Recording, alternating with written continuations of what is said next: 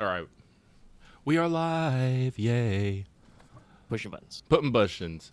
Me and Omega are quickly discussing the boundaries of AR art in our Discord. Yeah. And the time It's, got it's away a from. thing we haven't really gotten into, like, on camera before. No, it's a surprise nobody that Lucky's against it, but I'm not gonna, put a fucking Discord-wide ban on it. As long as people aren't acting like their AI generated art is something that they worked, blood, sweat, and tears over, I'll keep my peace. Yeah.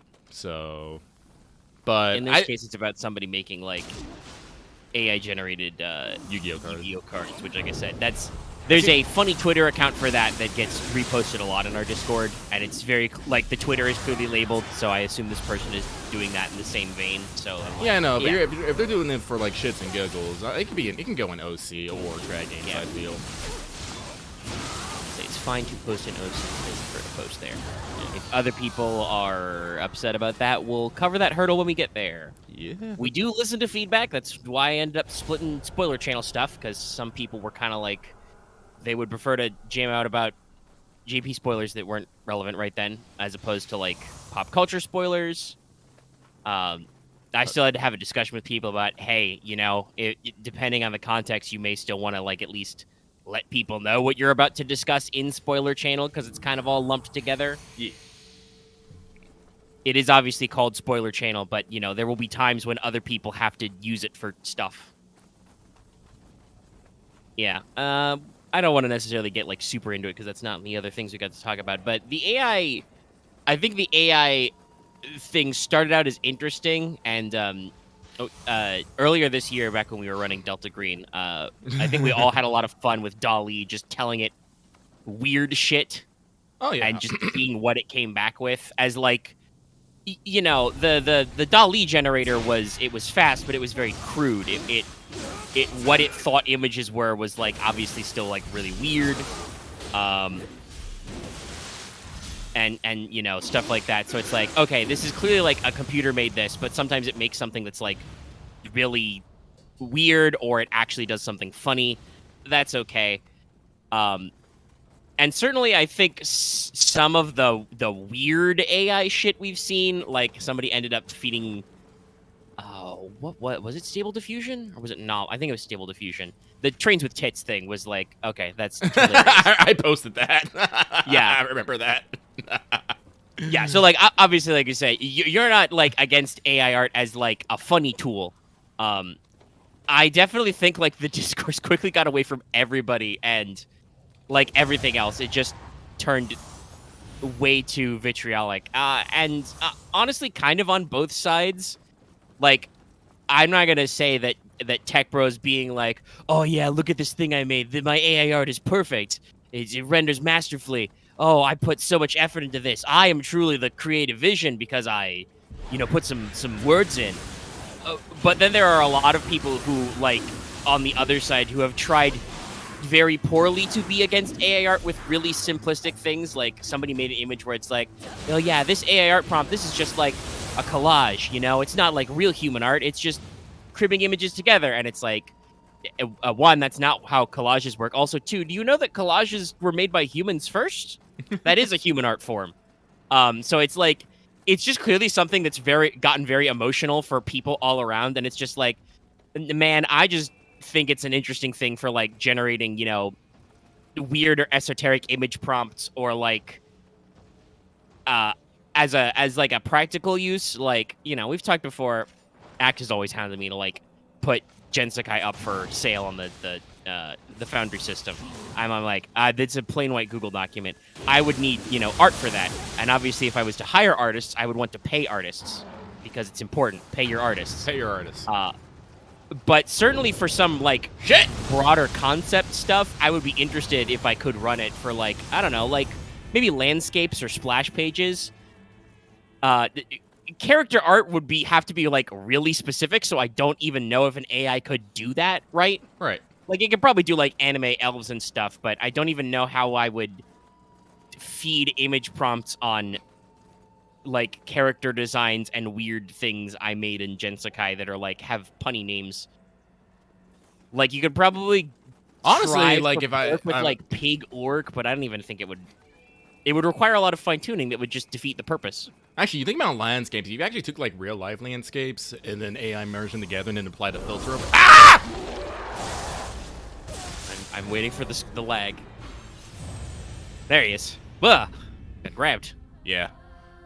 Hey, well, as I was saying, if you did like a bunch of landscape photographs, use an AR prompt on them all, and then put a filter over them, that can actually turn out pretty sweet. Yeah, like a cell shade filter, because it's supposed to be anime-esque. Yeah. Yeah, so like obviously this is a task that's a long way coming, but like I totally understand the appeal of being like a garage, tabletop game outlet and being like, well, if I had money, I would pay artists, but I don't have money, so what the fuck do I do, Mm-hmm. It's rough for everybody, but yeah. I mean, again, we will tolerate your AI art posts so long as you're not being a dick about them. like again, I don't mind the AI art. Like the prompts are cool and stuff. It's when people when you're trying to like pull something off, like they use others people art in their stuff. Yeah, there is a little bit of an ethical discussion in how the AI was trained. Like, obviously, a lot of people are like, "Oh, it's just tracing." It's not really how neural networks work. But I also don't know if there is a good way with the systems that are out now for you to opt out of an AI, like looking at your art and using it as a basis, because you can totally teach an AI to copy a person's art style. That's not really the AI's fault, but, it's just part of the process. And if you do that, that is a little uncomfortable. It is also kind of funny. I think I did actually talk about this, not on mic, but off mic. I read a news article about how, there was some startups for some AI music stuff going on. And the record industry was very clear about slamming their foot down and calling the federal government and stuff to fucking lock that shit down. Of course they were. Yes, of course. The record industry is like way better about copyright gremlining and much more empowered than the fine arts are, which is just sad and slightly funny. Mostly sad. Mostly sad. But that's because we get... Oh, you got a cannon! Oh, that's gonna hurt. We regularly get our asses kicked by the record industry for being gremlins, and it's not a lot you can do about that. I'm missing. Yeah, but that's not what we were primary here to talk about. It's just somebody literally posted like a rules ask in the middle of startup time, and I was like, oh shit, what do I do about this? But Lucky is here, still playing Neo 2. Neo 2. I'm actually on a New Game Plus now. I actually beat it last night. I was very ecstatic and pleased and very... And it only... Like, I think a good game is when you beat it, you're like... You just sit down and you just go, let's fucking go again! It's like literally the end of... It's literally the end of Happy Souls. You're like, you want to do it again? And I'm like, fuck yeah. So here I am. I'm in New Game Plus. Neo 2 doesn't have, like, infinite New Game Pluses. I think it only goes up to, like, 4 or 5, I think. I'm not entirely sure. But, the first difficulty is known as, like, Dreams of the Samurai. Now I'm on the difficulty, Dreams of the, Oh, hi! Bye! Now I'm on the difficulties of Dreams of the Strong. And the thing I like about, like, Neo 2 New Game Plus is, I know some games do this, but they've actually add more things to the system. Like, there's a new rarity unlocked now called Divine. It's green, and they increase the level of items you can get. Like, base game, it's 150. Right now, I'm walking 160 stuff. I don't know if that's the limit because, and then they have like 30 in 18. Crushed to death by Nurikabe for his friendly behavior. Oh, there's a Nurikabe right here.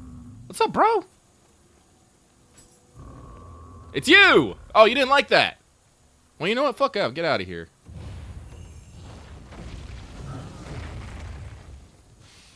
Hot spring! This is the wrong gesture. Mm-hmm. Blah. Yeah, that's always an interesting concept with games, especially...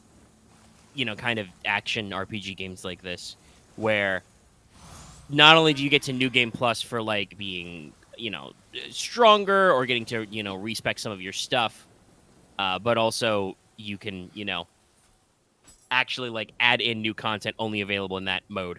Yeah, like oh, I don't have a pennant. Oh, that's because I haven't gotten it. But they have another thing called penance stones where you can, I think it's only, I don't know if it's only accessory, it could be other equipment. But basically you feed it a item and you get a penance stone for it. And then that penance stones, when you're using it, makes the game harder, like up to a certain difficulty. But the more you use that stone and go through that increased difficulty, the better chance you have to upgrade that item. So you can bring like other items up to, your level and stuff. So it's like, what is this? What is this? What is this? Ah, it's bullshit. That's what it is. It's a Cyclops. So like they said, they add a little bit of things here and there and to this. And because technically you kind of hit that end game, actually let me bring it up. Like everything's like locked to like 120, so you can actually more focus on getting the armor and weapons you want instead of just, just constantly trying to keep up with your level with the level things. Like you see here, like I got all of the Sahoya garb things. I got 2 of them at Divine, so I'm trying to get the rest of them at the Divine, and then I can spend time to temper them into having the effects I want. Because that's the thing I think I really like about Neo 2. Like, instead of just having to be happy with whatever armor stats it has, you can actually modify, like, all the little bits on it. Like, a system that I unlocked, that I actually found was really fucking sick.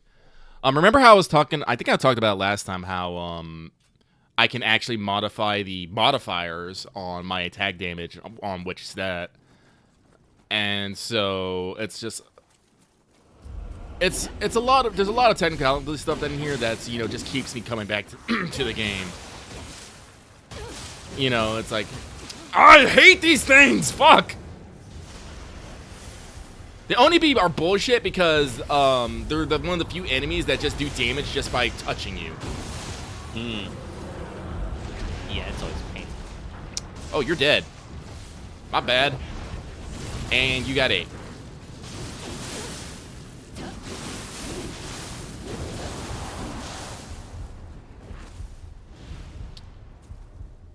Well, Go, suck it, eating those guys. I would like to remind everybody this episode is still brought to you by our patrons. It's still a late read, but it's still here. Oh, shit. We didn't do it yet. Adam DeHarp, Architect, Time Bucks to G, Carlos, Dragon Ferris, Jerry Vasquez, Just Bay, John Sandoval, Legendary Boss Hunter, Reggie Raptor, Rise of Kenji, Rogue Robin, Trevor, Russian Empire, some guy named Bob, Sergeant 23, and Varian the Crow. If you like what we do, want to see work, consider supporting Patreon. It's a new month. It's a great time to support. Oh, I gotta see it. Thanks as always, everybody.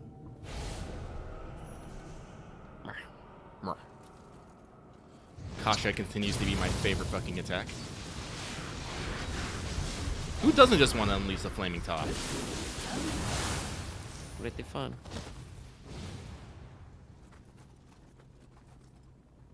Yeah, so unfortunately I did, we're going to be playing more Neo 2 this week. I did ask Omega if we actually wanted to try playing Borrow Trauma on stream. I asked because I feel like I had a pretty sneaky suspicion that he was going to say no. But I had to ask. I was just like, yeah, doesn't want to try. I thought about it as well, even before you asked, and Listen, we're going to talk about Borrow Trauma, and I kind of wish we could show you some of the stuff directly, but the way Borrow Trauma works is, at least the way we've been playing it, there's a lot of cross communication. We need to be, speaking and in touch with each other. And so that would result in less of a what's up and more of a us just streaming Let's Play of Borrow Trauma, which I am not opposed to. But there's some other stuff I would like to talk about today. Some things we can discuss. So, yeah. Ooh. No, it's fast boy. This is a Mujina. Mujinas are... They're like Nurikabe in that they can be friendly, but, basically how they work is when they pop out of a chest, they will do a emote, and you have to do that emote right back at them. If you get it wrong or don't do it fast enough, they attack you. They did the point down emote, but I have so many fucking emotes that I couldn't figure out, like, which one that was exactly. I was like, where is it?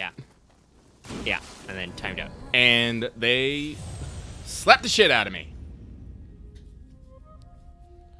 Because they turn into you and use your stats. Oh, I'm all the way fucking back here? That's bad. Oh, because I opened the chest before I fucking touched the shrine. Good job, me. Good job. Come on, Black Alien. We got ass to kick.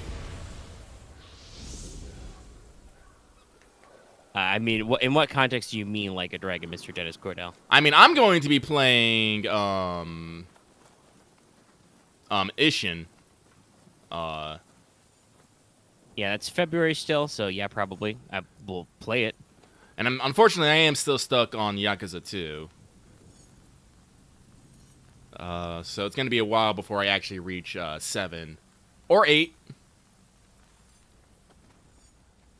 And probably the Gaiden, the Man with No Name, or whatever it was called again. I think it was, Man Without a Name or something like that. Yeah, something like that. Yakuza 8 at least is a little while, or I suppose now probably Like a Dragon 8, because I think they've fully switched to. They did the Resident Evil thing. Yep. They reintegrated their names. So it's probably Like a Dragon 8. I mean, yeah, but like there was recently a gameplay trailer for Ishin, which is again pretty close. It's late February. Seems fun. They're doing a honestly for a Yakuza game, they're being even more diverse in their fighting styles than usual. Because it's got And I hit the rock. You've got a katana, so you've got swordsman. You can still punch people as brawler. You've got gun. And then I think the fourth style is called Wild Dance, and it's just everything all at once. You want to spin and katana slice and shoot gun? Go for it. Oh, no, we got so many things after Data Boy.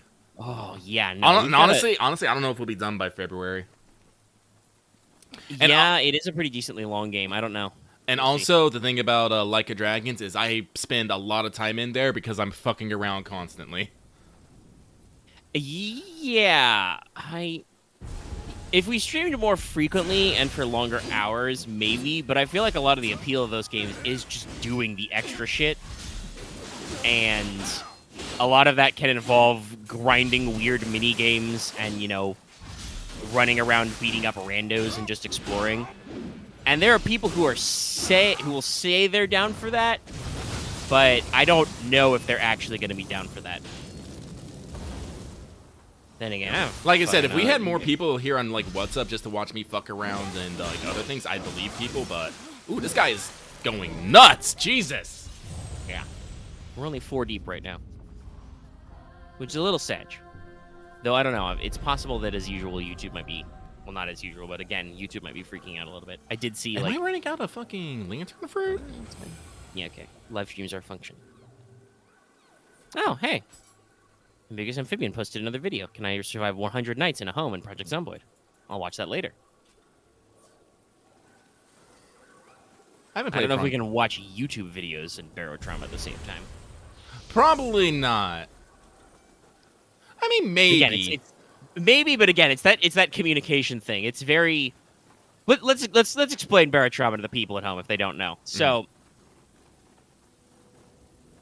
a while ago, but did not really play it much until recently. But you and several of our other friends got it in the Steam Autumn sale, technically, not the winter sale yet, because it was on sale.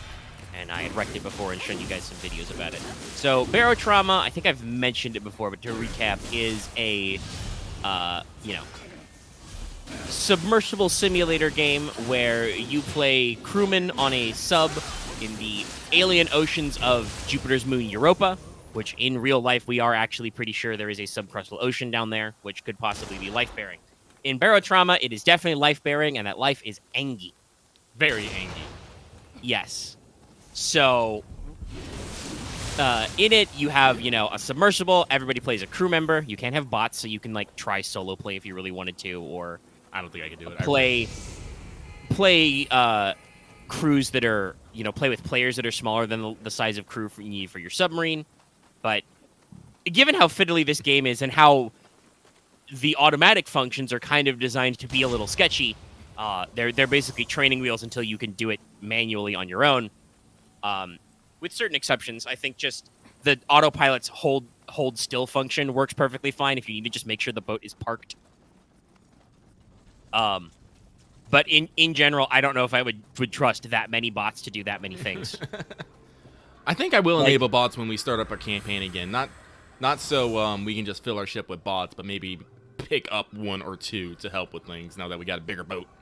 Yeah, I was just thinking that, like, maybe we could hire, like, 1 extra robot engineer so we have somebody to run around and do basic bitch maintenance so that, like, you and Loth, who are usually playing our engineers and our mechanics and electricians, don't have to stay on the boat the whole time. Mm-hmm.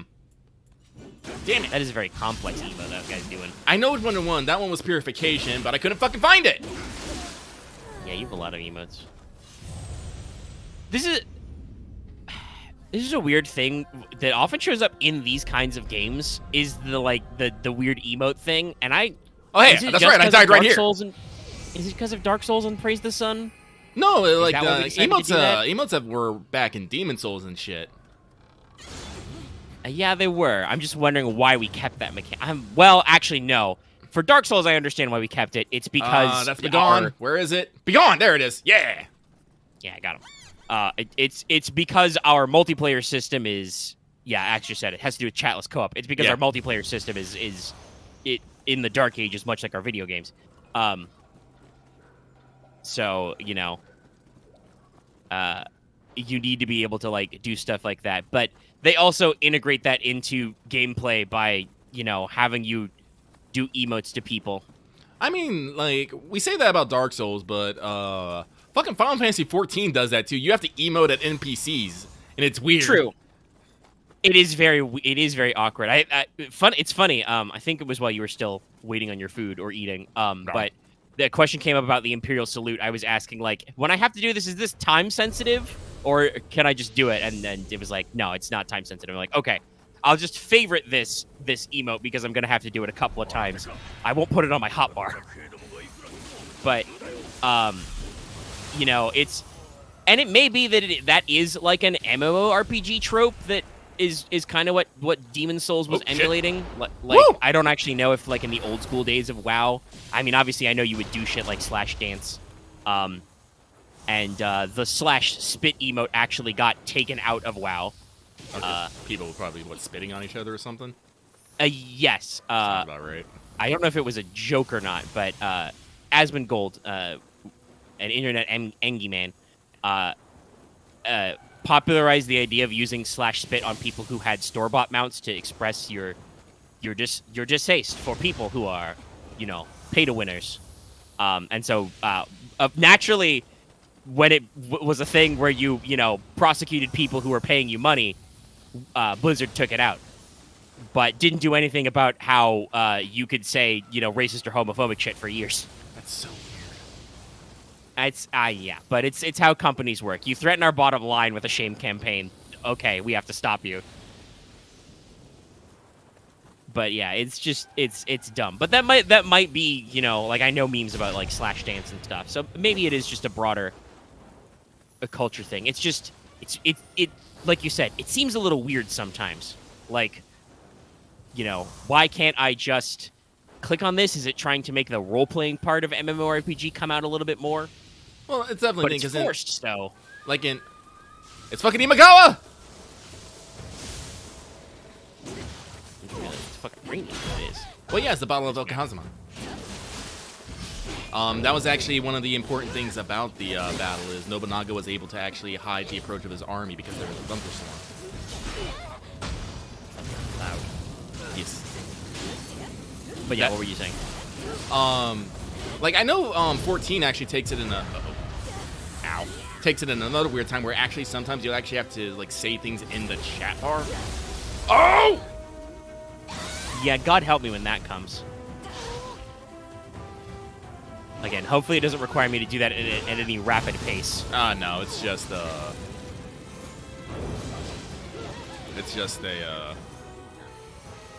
I might actually want to make sure I can plug in a keyboard for that just to be faster, because I've talked about this. Even though I have a brand spanking new controller, my touchpad is weirdly finicky, and it takes over direct control whenever I want to do keyboard add, and so it's stuck on it's like stuck depressed in the center on the H key, and so I cannot manually type by moving the D-pad or analog sticks. It will just reset back to H, and so I have to slowly drag and click it around to type anything. It's really dumb, but it doesn't come up that often, so.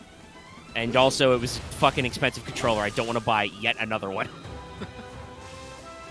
Can we just make controllers that work? I'm finally getting a little bit of drift in my my left Joy-Con since I started playing Pokemon. It's not a huge deal other than occasionally murdering Pokemon I want to catch, but if I want to play an action game, I am going to need to buy a new Joy-Con at some point. So that'll be fun. At least Nintendo can sell you like a single Joy-Con directly from their store, refurbished even. Oh, so come cost me on! an arm and a leg. Because guess what? Buying actual Nintendo Joy-Cons online is hard unless you go to Nintendo's website. Everything on Amazon is just, this is a substitute controller for Joy-Con. I'm like, I don't know if I trust you. I don't know if I trust Randos to give me Joy-Cons. You're charging full-ass price for these controllers. You can't. I do know you can buy the Switch Pro controller on Amazon, because that's what I did. But I guess and I've got a listing for that, but that doesn't work for all games. Yeah, I'm about it's not handheld. Yeah, I'm about to say that's not for handheld. Well, I guess you could, but it seems weird. Yeah, I would have to like get it out in undocked mode and like set it up somewhere like a tablet. That would be a little weird. I just need my left stick is drifting a little. Like I said, it's not a huge problem in Pokemon, so long as I'm aware of it. It's just, if I'm gonna play games that require focused control, it's gonna get me later. Just like my stick drift on my PlayStation got me. All right, let's see here. Ooh, it's +1 too. Oh, and it has melee attack life drain. What? Ooh, nice. I'm gonna favorite that shit. Spicy scythe. It is a spicy scythe. I'm gonna put that in the storeroom. Yoink. But yeah, so we got a little away from Barotrauma there, but Barotrauma. So you're in subs, you're under the water, you're on Europa. There are aliens coming to kill you. The aliens are already inside the sub, Tom. We are all dead. As I alluded to earlier, it's a multiplayer game. It's got a lot of different crew positions you can take. It can be a hidden role game. We have not played with traders because why the earthly fuck would you want to do that? I mean, I guess if you have like a huge sub and a huge load of friends, that can work. I'm just imagining like, what's the biggest crew we've had? 6 of us? 5 of us? Let's see here. Me, 6? you, Loth, Axe, Aaron, Marv. 6. Yeah. If one out of 6 of us was a trader, the trader would win like every time. All they have to do is like play it cool and like accidentally, boil the reactor while the engineer is off looking at something else, like fixing a panel. Oh yeah, no, I just put like all the fuel rods into the fucking thing, max it out, and then I'd weld the fucking door shut and be like, bye. Or you guys would never know, especially in our current sub, which is multi-deck, if I just like got in the top turret, pointed it at our back fin, and shot it off. Like. There's way too many ways with our small crew number for somebody to easily do something that kills us all instantly. Listen, and the game is trying to kill us instantly, constantly, so... Yeah, Barotrauma is... I don't know if you could call it like a horror game per se. It's a stressful game. Yeah, it's definitely a lot of stress. It is a survival type game. You have limited resources most of the time, even if you're just doing like freeform rounds. You still have to like figure out how to resupply and shit. And the basic idea is you're a submarine crew. You have different positions. You have the captain or helmsman. They are usually driving the boat, sitting in the command cabin. So they will issue orders. They can look at the sonar screens, move you around, stuff like that. They get benefits because obviously there is a VC and there is a proximity chat thing we haven't really tried. Once we actually probably get done with whatever the campaign we're doing is right now, I would like to try a roleplay campaign with that VC, because I think that'd be fun. I hope you guys are ready for me to have an absurd Scottish accent for no reason. I'm giving her all she's got, Captain. We can't take much more of this, Captain. But yeah, no, it is there's a lot of options out there. But while we're in a VC, you don't need it. But there is a pretty extensive reporting system, and I sometimes think we do need a little bit because there'll be times when security officer is another one. Security is handles internal and external threats, so you're the best at manning the guns for big greeblies outside and keeping smaller greeblies that are outside from getting inside. If they do get inside, you are the best at not dying as you mag dump your shotgun into them. So there are times I think when I play security that I would appreciate if instead of yelling out loud, intruders, somebody used the in-game commands to let me know there is an intruder in this deck because our new sub is big.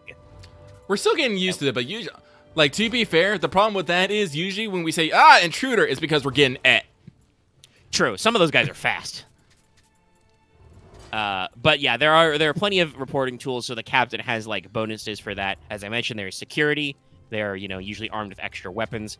They're given handcuffs to, like, detain human players or NPCs if you need them. Hypothetically, I think if we ran into hostile humans, because there are different, factions and stuff, we could, like, capture them. But we're probably not going to fuck with that unless you guys really want it, because it's a pain in the butt. Also, I think I've sold most of our pairs of handcuffs. Not that we can't make more, but, it's a thing. But yeah, there's security. There are engineers and electricians that are for mechanical and electrical engineering. Your mechanic is primarily focused on fixing the mechanical subsystems of the ship, like the engine, the oxygen scrubbers, the pumps, etc. Welding the hull back shut, which is very important. You want the hull to be shut. The hull is supposed to be shut. The hull is not supposed to be leaking. That means we have a problem. And your electrical engineer's primary job is fixing all the electrical junction boxes, which keep the ship functioning and powered. Keep your lights and your subsystems on, and also make sure your important systems, like your engines and your oxygen, are also turned on. And managing your sub's nuclear reactor. They are all nuke subs, and they are slightly finicky. There is an automatic control function for your reactor, but it's usually much better if you're using a lot of power to have somebody on it manually. Because you got to be careful, because if you use too much, you'll run out of power, and you'll black out and sink. I don't feel like, maybe if we were lucky enough to be rising, we would have the ballast tanks emptied if the power cut out, but usually that's not how it works. Usually the power dies when you've got at least some water in the ballast, so you sink.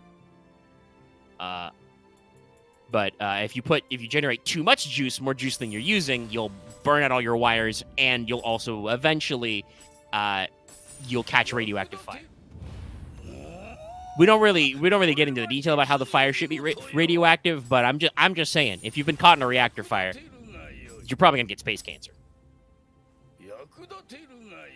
So, in case you didn't pick up on it, this means that yes, in your day-to-day operations of the ship, there's a lot of things that can go wrong. Now, there is a medical officer as well, whose job it is to fix all boo-boos you encounter.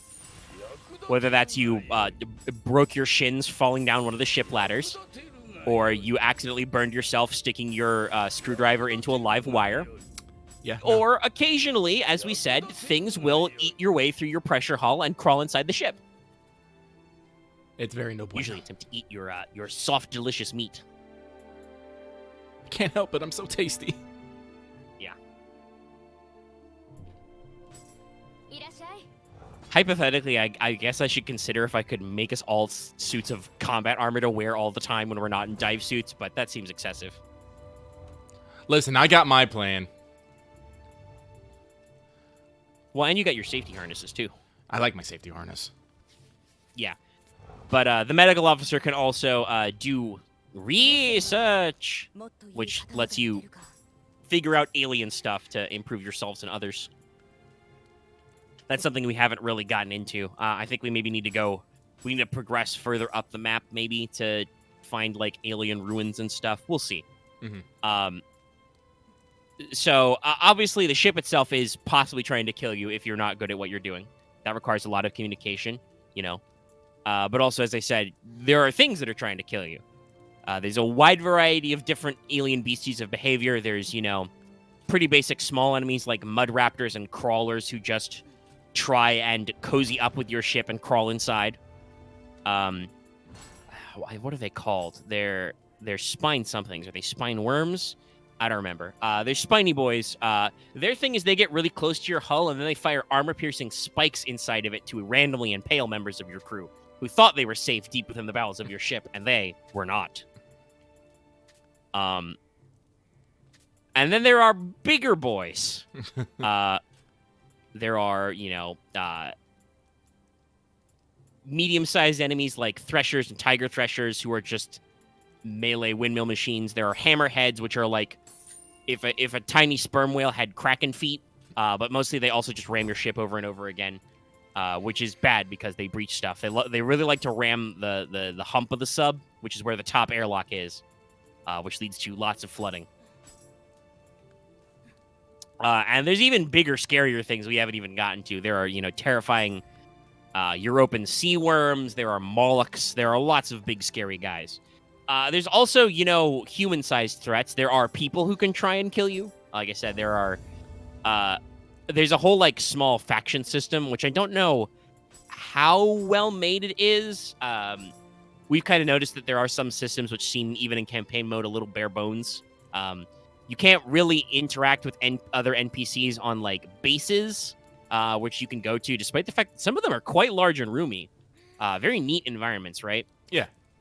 But you can't really interact with anybody who is not a merchant of some kind trying to sell you something, or a guy who can give you a quest. There are a couple of unique side quest NPCs. Like, I ran into an old captain who was like, hey, you want to kill this guy Smiling Jack? And I'm like, sure, sounds cool. Thumbs up. Okay. I don't even think that quest is that bad. It's like 3 skulls. Not even that scary. But, I've talked before. I think I talked up before about how, I think it was on the Monday stream, how, I got arrested at one point, and some of my items seem to become contraband and vanish. Just kind of a little weird that they just, seem to get yeeted out of the game world. Unless somebody really, picked up my revolver and didn't talk about that. But I don't think so. The game economy also is very limited. You're kind of limited to whatever merchants have in the towns you go to. There's a faction system, so if you build up a good reputation with that settlement and that faction, you get discounts. But the game is kind of stingy with raw materials for free. There'll be a lot of times you end up, whenever you buy stuff, you'll end up with extra metal crates. You'll end up with, when you respawn, with, emergency dive suits. Like I said, every time a new character spawns a security officer, you get, extra handcuffs that we don't use. Despite the fact that those are probably made of something for, I assume, game balance reasons. If you feed them into disassembler, you don't get any materials. You also can't really do anything with corpses, which is kind of a shame, because they're kind of corpsey and they block up the place until at least you get to the end of a trip. Oh, and we should also say, this is all 2D side-scrolling. Everything is kind of a fixed position. It's a little weird sometimes how the sub can't, turn around, especially because gun emplacements are very fixed. That's that is true. The fact that we can't turn around, if something attacks our ass, we're just fucked. Yeah, well, no, the ass is fine. We got a gun back there. It's the front, the top front of the ship. Most subs don't seem to have a gun on top front. So if somebody approaches you from above and in front of you, your only move is to, either raise above them or, accelerate past them, which sometimes doesn't work because there might be, an ice spire or a wall there. Yeah, we need to buy our third gun again. That's okay. We can work with that. We just ended up taking a very full of explodey sharp crystals that weren't the crystals we needed to mine, and it just sucked. It was dark, and it sucked. I almost died because there was a fucking crawler in there, and it chased me all the way back to the ship while me screaming. Yeah, and also last time we tried to play, it was... No, not Sunday. Thursday, right? Yeah. Thursday or Wednesday. Wednesday, maybe. Yeah, Wednesday. I was tired. We did 14 Thursday, and I was tired. We still played for several hours. There were some connection issues. Some of us were getting lagging, and I got kicked out a couple of times. I think all of us got dropped at one point, when we ended the night. So it was a little chaotic. And obviously there's perfectly normal environmental hazards too. The pressure under Europa is too much for humans to survive very long normally. So if you want to go outside at all, you need a diving suit, which requires oxygen constantly because it's sealed. You cannot. There's no just take off helmet button. Mhm. Kind of wish there was, but anyway, it's gameplay conceits. You're not supposed to wear the diving suit all the time. You can have an emergency diving mask if there's a little bit of an oxygen problem, like if a fire breaks out or you have minor leaks. But once the pressure equalizes, you need to get in that diving suit or you will get crushed. You get crushed fast. As evidenced by the fact that I think Loth has died the most out of us, and he has been crushed several times by just not having his dive suit handy. Oh shit! I fucked up. Oh, whatever. Rip. But yeah, so there's a lot of stuff going on to worry about, and it's mostly fun. I do think there are it's got a couple of weirdnesses with how it controls. Like I've talked about this before. I feel like exiting menus is not always consistent. Sometimes you can just right click. Sometimes you have to hit escape. I think the info menu wants you to hit tab to get in and out of it. Resources seem deliberately a little skinny, but at the very least, now that we've bought our bigger sub that has a fabricator and disassembler right on it. Oh yeah, in well, your I little think dedicated workspace, right next to where the horrible ocean monsters come from. Yeah. The ocean. But at the very least, now we can, actively recycle shit and figure and make shit Oh yeah, in no, the we middle of the mission. We do actually have a fair stockpile of resources. It's just I'm not entirely sure what to do with them. Yeah, there's a lot of crafting, some of which you have to unlock through skill trees, because we're playing a campaign right now. There are many, many types of play, like I said. And shout out to how they configure servers. You get to set a lot of this ahead of time. And they have a little banner for what kind of play you're doing. Casual, RP, etc. Mm-hmm. I mean, you didn't have any ablative armor in the command room, buddy. The command room, what was directly above the command room was the ocean in the last sub, in the Orca 1. It's just that I think that you had a gun directly placed above it, so it was much easier to protect that top part of the sub. Now that you're kind of in the center mid, there's not a really good, cross-section of the weapons yet. Because we need to buy another front gun. On the converse, I do feel like while it's still vulnerable, because there's extra layers, the armory is slightly less vulnerable in this sub. Because in our last sub, our first one, the Orca 1, the armory was dead on the top front of the ship. It would get breached all the time. All the time would water or monsters be crawling out of the armory, where we keep all of our guns and backup ammo. Our backup guns and ammo. I think most people on the sub are strapped now, just because it's easier. And through the medical bay, where our doctor sometimes waits, and then, bust into the sub.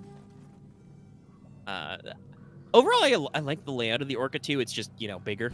It's just big, and like I said, when we're fresh in there, we don't remember where everything is. Like I'm constantly dropping you down into the ventral airlock because I keep forgetting it's one more over to get to the engineering spaces. I'm just I have occasionally tripped into the ballast tanks because we have 3 of them now, and I'm like, wait, nope, there's 3 ballast tanks. But, it's got its own dedicated storage compartment. It's got multiple sections up top. It's a separate electrical closet. There's the long engine room. There's the fabrication area, engineering and stuff like that. There's a much larger medical bay. It's fun. I still don't think we have a place to sleep yet. No, I think there's crew quarters in there. I think. Okay, well, I'll double check. I don't know if they actually do anything, though. I don't know if sleeping does anything. I mean, there are beds in some of those beacon stations we can find. But yeah, so there's campaign play. There's lots of other modes. We're playing a campaign, so there's skill points. You get EXP after every mission. We've got some stuff that can modify that. Like a lot of your different classes will give you bonus EXP. If you survive a mission without people dying. Our captain, Axe is usually playing our captain, and Helmsman can give commendations as a skill to give both you and them extra EXP. This unlocks recipes. Are you guys having lag? I'm not seeing any lag in the preview. No, it doesn't look like we're dropping frames or anything. Fuck you and your Indra mask. Yeah, it seems fine to me. going for about 44. How long? Yeah. But yeah, so that in campaign mode, you can upgrade to different submarines. You can modify lots of shit on your submarine. You get different missions to go between different colonies and outposts. There are, side objectives. We bought a mineral scanner at one point so we can scan for raw minerals to collect and refine into materials for crafting. There are beacon stations, which can unlock new missions and routes to check out, which give you a tiny bit of rewards, but usually there's something wrong with them. I think literally every single one of them has been breached and leaking, and then about half of them have had at least one monster inside for us to kill or get killed by. But, lots of different little things. So it's a pretty fun time. Lucky, I know you've talked about maybe next session we have doing some recording and trying to give some people some highlight clips. Yeah, no, I don't think we can, I don't think, just doing it, verbatim is a thing, just showing off everything would be that entertaining. But, seeing, just the highlight reels. Honestly, actually, you have OBS as well. You could probably set up to record your end, too. It shouldn't take up much more of your computer's power, I don't think. Well, I can try. I think the main thing is just because I don't have a standalone GPU, sometimes systems get confused. Yeah. They try to suck up too much energy. I remember a while ago I tried to test an idea for a Yu-Gi-Oh thing live on stream, and running OBS and EDO Pro my Yu-Gi-Oh simulator at the same time, really made those things freak out and gave me a bad frame rate. I can try. You can see how much CPU we're sucking up. Discord seems to take up an extra little bit, but we can try it. If nothing else, I mean, if we end up switching to just full-blown push-to-talk, we can just, in Discord be like, okay, we're getting in the game, and then just close Discord and go to Steam only. Save me the extra juice. We can try some stuff. We can experiment. Barotrauma doesn't seem like it's a very performance-intense game. There is, some lighting and particle stuff that it does that you can dial down, but for the most part, it's just, 2D animated sprites and some sounds. Might want to make sure to keep different sounds at different levels, because sometimes Barotrauma can be loud. Did I go in here? I did. Which is not good, again, because, communication is essential in a lot of ways. The captain has a sonar display at the helm, which is how you navigate, so he can tell you if something is coming in at you. But in our current sub, for instance, the gun deck is way away from the command center, so if I'm manning the guns, I have absolutely no fucking idea where threats are coming from, and require somebody to tell me, unless I just happen to see them outside of the guns. But I might not, because we've got multiple guns, Same thing with, injuries, Obviously, you can walk up to the medic and report some stuff, but it can be a lot easier to just be like, I've broken my shin, medic. We'll try and get you some highlights. Show it off. It's a good. It seems like a more highlightable game, because there is a lot of just, and I think this is why the game is very compelling, right? There's a lot of just, I don't want to say quiet, but simple, often tense downtime where the sub is just moving. Are all our systems in repair? Doing constant checkups and stuff all right, we're refilling oxygen. Actor is good. Fix this, fix that, stuff like that. We're not constantly under assault. We're just constantly under the threat of assault. We could be attacked at any time. And while that's a really good mood for players and sometimes for the audience, I don't know how constantly engaging it is when you guys are just sitting there waiting for stuff to happen. Yeah. Shit! But it's part of the way this game is played. And like I said before, I think on our Monday stream, because that was Sunday, we did our big long playthrough. Experimented with a lot of stuff. I don't know if I would call Barotrauma a fun game. Fun is a weird word. It's entertaining. It is intriguing. It keeps you engaged with it because there's always something going on you need to take care of. And there's certainly, I think there's some sense of success when and mission accomplished when you complete the job and dock, or you handle a crisis and we're like, all right, everybody good? Everything's functioning? Cool. Oh, you got this. Because I don't think that's parasocial anymore. That's just social. We're all in the game together. I don't know where parasocial stops and social begins, but I think that's that. Oh, 1 second, please. but it is still just weirdly compelling to be in there, and there's funny stuff in it too. There's again, I don't know what the obsession with clowns is in this game, but like there's a whole clown thing going on. There's a faction called the Cult of the Honk Mother. Honk Mother as an epithet comes up a lot. You can buy clown horns and clown masks, and you can like unlock a clown skill tree. And get weird shit. It doesn't make any gosh darn sense,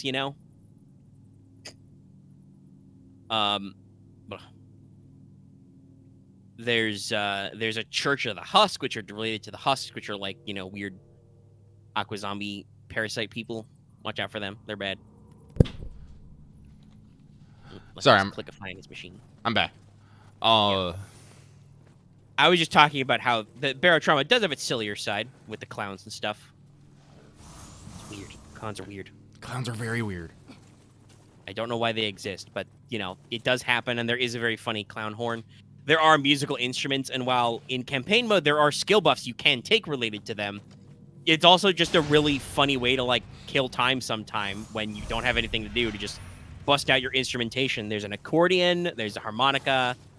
A guitar. There's the guitar, yeah, and just, you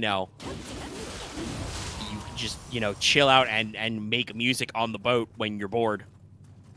So, yeah, there's definitely some heart and soul to it. It's an interesting time. Dallas has not yet told us if he will be blocked up this Sunday as well, so we will possibly have an opportunity to play even more Barotrauma tomorrow.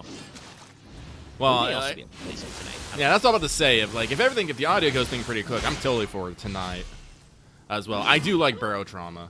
Like, yeah, it probably will. Like, last night wasn't a super long video, but I forgot how much a normal video does. It was still like 2 a.m. before I was done and uploaded everything. So obviously that was probably a little late for me to round up the troops. But yes, Barotrauma is fun. You little shit. Anything else you want to say about Barotrauma? I like it. Like, I do like it. Like, again, I don't find it fun, but I find it engaging and compelling. Yeah. But the thing that's killing me is it's kind of like Subnautica, is that there's like more things, but they're like deeper down and harder difficulties, and I'm just like, we're having a bit of a time just with the shit we're going on right now. Well, and this is one of the reasons why, I was talking about we probably need to like get a couple bots, like have like 2 security officers at all time, even if one's just a bot, because boy howdy. Yeah, that's what I talked about earlier with like giving everybody body armor inside. There's when a monster in the ship happens, it's a whole thing. You need to stop everything you're doing because if it goes unabated, it will just eat all of you. Yeah. So there's definitely moments of like, and there's a lot of crisis spirals, Oh yeah. Again, this is why I say I don't know if it is fun, but it is certainly engaging. You will get sucked into doing all the stuff. Because space is the place where bad stuff happens. Our first thing was, upgrading to the bigger, stronger sub because we wanted more room, more space, more power. I think mostly, I wanted it because I knew it had a fucking Faber on it. Because yeah. I think that is one of the things I find slightly painful is when you buy shit on colonies or outposts, you don't actually get that stuff until you depart on a mission. Yeah. So, which means that if you're trying to fabricate something and you don't have the resources right now, if you buy those raw materials, you can't make it until the next mission. Yeah. Yeah, so, I believe specifically why we picked the Orca 2, in addition to the fact that it was the same class, it's also a Scout class sub, so that meant we got to carry over some of our upgrades. It was because it did have the dedicated fabrication space. Uh-oh. Who saw me? Whomst? I heard the sound of discovery. But, and just having, bigger, better subs is important. How many weapon mounts does the damn thing have? Do you remember? It has, well, it starts with 2, but it has a slot for a 3rd that we need to buy. Oh, so we're still at 3, huh? Yeah, we definitely gonna need a second security officer. Marth is, I guess the word I want to say is proactive, but... Yes. It's still not ideal if there is a crisis to have our medic 100% occupied with firing the guns. Yeah. I do also think that because the security officers have higher gun skill, they probably do better damage. It is not 100% sure. But there are different, you can increase your skill levels slowly, Skyrim style. I believe that has impacts on what you can do and how effective you are at doing them. Yep. Affects like. But things it you is can make. definitely true that the doctor does not have much to do if you're not actually being eaten. At the moment, anyway. As you get deeper down the skill tree, there's other shit you can do. Like I know, there's plans to get Marth some poisons, have him brew up some toxins that hurt nasty critters. And get into the research station because we do have a medical fabricator on board. We can work on some of those things. Listen, I started a fucking green space and engineering space so we can grow some stuff. That's very good. We need to be self-sustaining. Thankfully, there's no Project Zomboid Sims ass basic needs to cover. You do need oxygen to breathe, but that's about it. There's no worrying about clean water or food on the boat. So it's mostly the mechanical nature of running the sub and making sure the sub is in good condition. So long as the sub has power and is sealed, you will be okay. So he is pretty good. I'll go for about an hour. There's nothing else to really mention about barotrauma right away. Well, place for barotrauma. Yeah, I'm not gonna try and extend this what's up. Like as soon as we're done, we're done. Let's go play barotrauma. Yeah, so let's move down the list of some other stuff that we do want to be talking about. Let's talk about another game of space and murder. So the Callisto Protocol has come out, and it's an interesting time. It's a little controversial in some places, a little poorly received. In general, I'm getting that the game does not run well on PCs. It's got, I think, a mostly negative on Steam. It's very funny. It has an 80 on Metacritic on PC, but it's because there are very few outlets that actually explicitly reviewed the PC port. Really? So it's just kind of one of those funny things. But yeah, it's there are a lot of recurring issues with bad frame rate, with animations and frames stuttering, and with some other interactions in the PC version. I think there are still some bugs in the console version as well, but... Sorry, Loki gasped and I had to be like, what's going on? Sorry, I have a Revenant. I'm fighting Revenants because Revenants will let me get divine stuff easier. Because they have a chance to drop their current equipment, and I'll show in a second here, but... That seems pretty good. Revenants being player ghosts, if you guys didn't know. Yeah. I'm just gonna... But fighting Revenants is a pain because they use a smarter AI than basic enemies. Yeah. Ball after players. Lots of games in this this genre do that with player type enemies. I've fought a couple of not quite invaders. I think some of the wikis still call them, but they're Kingo. Fuck. There's I think they're called Evergowls. There's weird prison holes in Elden Ring. You go in the prison hole. There's a guy in there. You beat him up. You get stuff, but they are usually using player type equipment and AI, so they'll fucking dodge roll. Some of them will heal, shit like that. What the fuck is that? It juices them up a little. That looks like a sexy woman with big horns. I want it. Sorry. But yeah, no, you can see here the Revenant will tell you their level, how they died, when they died. This person died today, 2 hours ago. But it also shows the game was free on PS Plus, so. Yep, and you said it doesn't tell you what gear they have, necessarily, but they tell you what rarity it is, and when you beat them, it has chances of dropping. So if you want to, if I want to get, more divine stuff, that's the rarity I'm on, it's easiest for me to just keep beating up Revenants.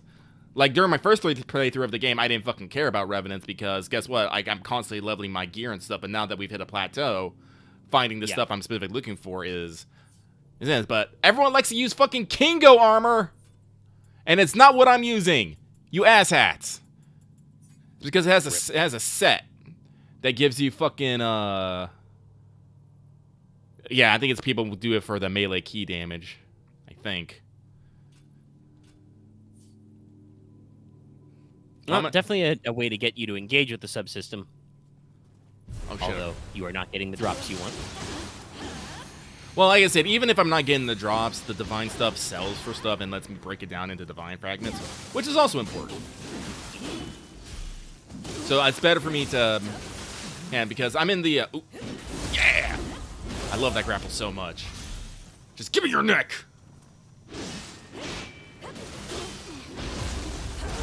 Crack.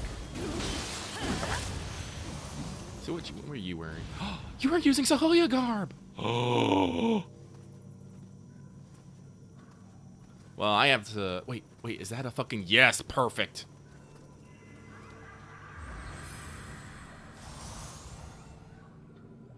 That person is actually using one of the things I use. Yes. Relevant drops. Relevant drops. And it looks like... Well, let's see. What does mine have right now? Oh, I have equipment and item dropping on there. But they have running speed. But it's definitely better. It's better. It's fucking better. Yay! Actually, was that 150 or 160? Oh, it's 150. Ooh, Wait, no, I bet I can fucking get the level increased by soulsmithing. Yes.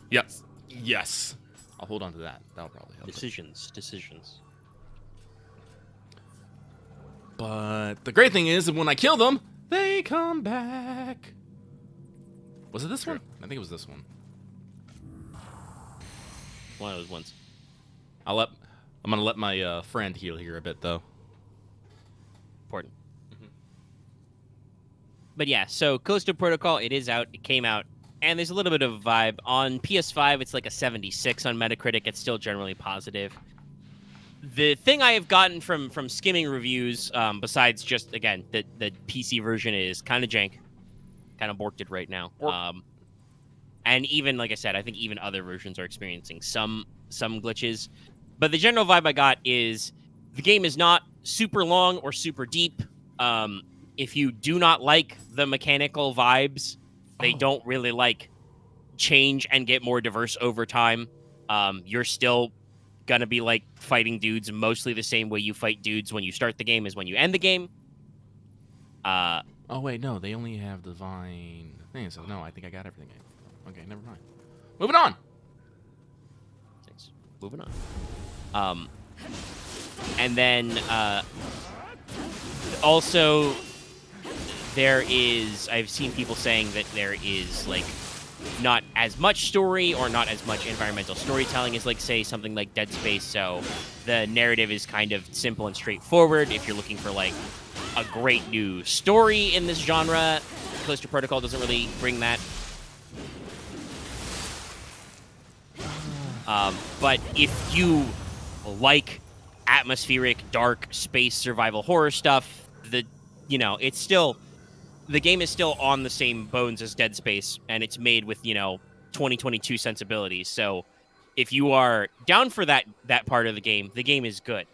The current thing that concerns me, and I know it also we've talked about this concerns you, is playtime, because the game is full new game next gen game price, $69.99. And it's not that long of a game. Yesterday, on launch day, I know that Rooster Teeth's Achievement Hunter streamed the whole game from start to finish. They did it in just under 12 hours.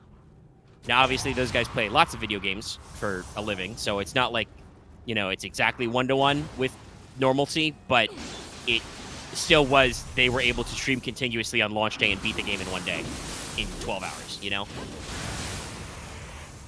Which, that's the kind of thing where, like, if a game is good, a game is good, right? Right. I don't like to pick apart too much about the time frame, But usually, games that are a little shorter like that, and I don't know if there's, like, an intense New Game Plus, or if you're, like, incentivized to replay at higher difficulty levels for, more challenge or content or whatever. Don't know a lot about that kind of stuff. we're still only dealing with a lot of the, the limited early day releases from like reviewers and the kind of content creators who get, right on things. But at the same time, usually games, like I said, that are shorter and have less return on that value are priced lower. Obviously, I played Stray for free on PS Plus, but also Stray wasn't, marketed as a $70 game. I think it was like $40 or $50 is its list price. Maybe even lower. It might even be like $30. And that game is also like 10 hours to beat. I don't think it's as, complex as like Callisto Protocol. And Callisto Protocol has, interactions with like, actors people know. There's like mocap work and stuff. There's extra effort put into animations and whatnot. But to me, it's definitely the kind of thing where like seeing people talking about it, I'm like, okay, I think I'm going to like this game despite the flaws. Maybe you want to wait a couple days for some patches to roll out for stability or whatever. But I don't know if I want to pay full price for a game that's only going to give me, probably 15-ish hours. I'll be nice and assume it'll probably yeet me a couple of times into the dark, cold void of space. Probably. Oh, I beat it. I can't actually interact with these anymore. Son of a bitch. All right. Especially because, I did recently lock in my pre-order for the PS5 version of the Crisis Core remaster. That is $49.99, and I know I'll be getting a lot of hours out of that, Like, with God of War, I had no problem pre-ordering that one at full price and going for it because even though we're going to stream it, which is going to, like, extend how long it's going to take me to beat it, I know that we'll get our money out of it. Lucky literally said he doesn't know if we'll be done with it by we're deep in February. There is substance to this game. Whereas I kind of feel like with Callisto Protocol, I don't know if it's got that same longevity. No. If we were going to stream it for sure, we could, offset it a little bit, but I don't know if we want to stream it. Like, honestly, I'm really leaning on canceling my pre-order and waiting for it to go on sale. Yeah. Just from everything that I'm hearing about it, it's like I'm pretty sure I'll enjoy it when I play it, but I don't want to pay full price for 15 hours. Like, I paid full price for a Plague Tale Requiem, which was also 15 hours, but that game's really, really fucking good. Yeah, and it has replay value baked into it, and at least I think the full price, because I just looked it up on Amazon, the full price for Plague Tale, it was like, at least now it's being listed as like, $60. Yeah, most places are selling it for 60 or slightly over. As opposed to, again, Callisto Protocol is the $70. Plus taxes and shit. Which, they'll get you. The tax man will get you. You think you're buying a video game for $50, you're actually buying a video game for $55. It do be like that. Yeah, I definitely kind of feel like it is a game that I'm going to wait until Amazon decides they want to move it out and pick it up. If only because it has a little bit of the lower energy. I mean, this is the thing. Some people have been saying in like news articles and shit about it. Like, even if the game is okay, even if you like that kind of game, there's a lot of good survival horror stuff that seems to be coming out next year.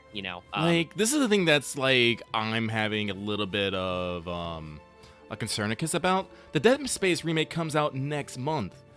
Dead Space remake. Callisto Protocol was supposed to kind of like, it comes from a bunch of, the from a lot of the original Dead Space guys. Yeah, so, and that at least is something I said that people, it definitely recaptures that Dead Space feel. Mm-hmm. But it doesn't really do anything like really new to set it apart from Dead Space. And so I think I'm kind of in a similar space. The Dead Space remake's going to come out in a month, and it's going to be Dead Space, but again. And honestly, it might do better than Callisto Protocol. I do think that I'm not going to say there's no chance they'll fuck it up because, it is EA, and they do seem to be redesigning some gameplay set pieces, right? We've seen that in some of the trailers. But fundamentally, Dead Space 1 is a really good video game. It would be very hard to fuck that up. Like, if it was a straight-up remaster, that game would probably still be worth it because, it came out in the PS3 and, Xbox 360 era. but they're actually remaking it. They're keeping a lot of the it looks like a lot of the gameplay the same, but they've got new animations, tighter models, and like I said, have actually done some new gameplay stuff. This is probably going to be pretty good. Probably. Are they actually going to give Isaac they're going to give Isaac his voice for this part? Yeah, he's actually being voiced. That's neat. Like I said, it seems like they're all the way through Dead Space 2, but I didn't have any problems with speaking Isaac. But it's like, the thing is, it's like, EA seems to have learned a bit of their lessons about single-player games, whatnot, especially after Fallen Order was, Yes. fucking phenomenal. So I'm... Yeah, I think Fallen Order really turned them on their head. Fallen Order's success combined with the fact that Anthem was a complete flop. Yeah. They kind of learned their lesson about, like, okay, maybe not. I mean, I think you can kind of see that because, like, it feels like EA is trying to get BioWare to go back to basics. They seem to be actively churning away at Dragon Age Dreadwolf and Mass Effect 4. Mm-hmm. Which we didn't talk about at all, but on N7 Day, there was some extra new Mass Effect teaser trailers, and they seem to be doing some interesting things with trying to, pick up the continuity where ME3 left off. And hey, just to cross-reference this, PlayStation Plus games for December have been announced. One of them is a day one launch. It's like Divine Knockout or whatever. Not like a huge game. It's not a first-party studio, but still, it is a day one release on December 6th. But also, Mass Effect Legendary Edition is one of the PS Plus games this month, so it's 3 games. So if you are part of PS Plus at any level, you should pick it up. It's a lot of games. It's a lot of hours, y'all. Sorry, I'm laughing. It's the Hayabusa set from Dead or Alive. Were you Hayabusa? And Ninja Gaiden. But I do not need it. I will keck, though. References. I love references. It's funny. But yeah, like, Dead Space 1 remake is early next year. Obviously, not that far into the year. In March, Resident Evil 4 remake. That will be a thing. Again, I don't know how... Capcom is another one of those studios that have kind of recentered themselves. I don't know how they could fuck that up. I guess writing-wise, if they change too much of the plot, they might do something that people don't like. But again, like, gameplay-wise, the remakes of Resident Evil games and the new Resident Evil games since 7 have been really solid and really well-liked. Oh, it just randomly has a purity. Interesting. Well, that's what I mean, right? Like, if they try to make RE4 less campy, if they try to make it, like, too serious, I could see people not maybe getting the vibes. I kind of don't think they will, though, because you can knife parry. No, I think they might, because remember, one of the things in Resident Evil 4 was if you saved a dog, and it would show up later for a boss fight, but they have... I don't know if they're trying to fucking do a shim-sham on us, but they've already showed a scene where you find a dead dog in a trap, probably in the area where you would save the first one. Yeah, I don't know. Maybe that's just them collapsing the variables, Maybe. But we'll see. It could be they go for a little bit more of a serious like tone or interplay. There's some slightly different scenes with the cutscenes and the story beats. We'll see. I'll live. But like I said, gameplay wise, I don't think they can cock that one up. And in general, it doesn't seem like the gameplay of Callisto Protocol is necessarily bad. It's just kind of repetitive. It's kind of samey, is from what people are saying. You're doing a lot of the same stuff over and over again. I've heard that complaint about other games, and I didn't really mind so long as the core gameplay is fun.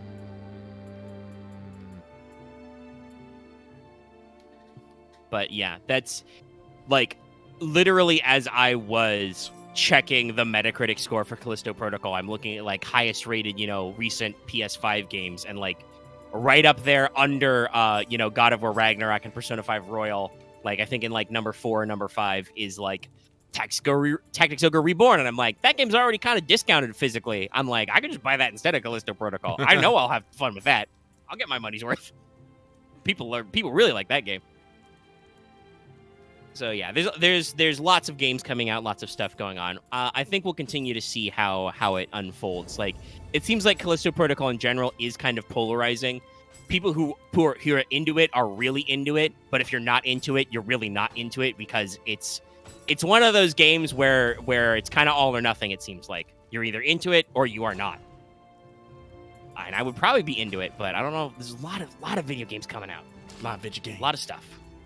Like I said, I did lock in my pre-order for Crisis Core Reunion. I know I'm gonna be there. Oh, I need the Fable number set. Yeah, there's a decent. I guess there are a decent number of its mid takes, but even then, that seems to just be like, okay, the game didn't really. It's not bad. It just didn't really grab me and suck me in the way it got some people. It's interesting. So we'll see how it shakles out. I know that they talked before. They were like in the middle of the night last night. They're like, hey, we're working on a day 1 patch for PC. Or we're, technically day 2. It'll be up in a couple hours kind of a thing. It might be in a few weeks they've smoothed stuff out. We'll see. We will see.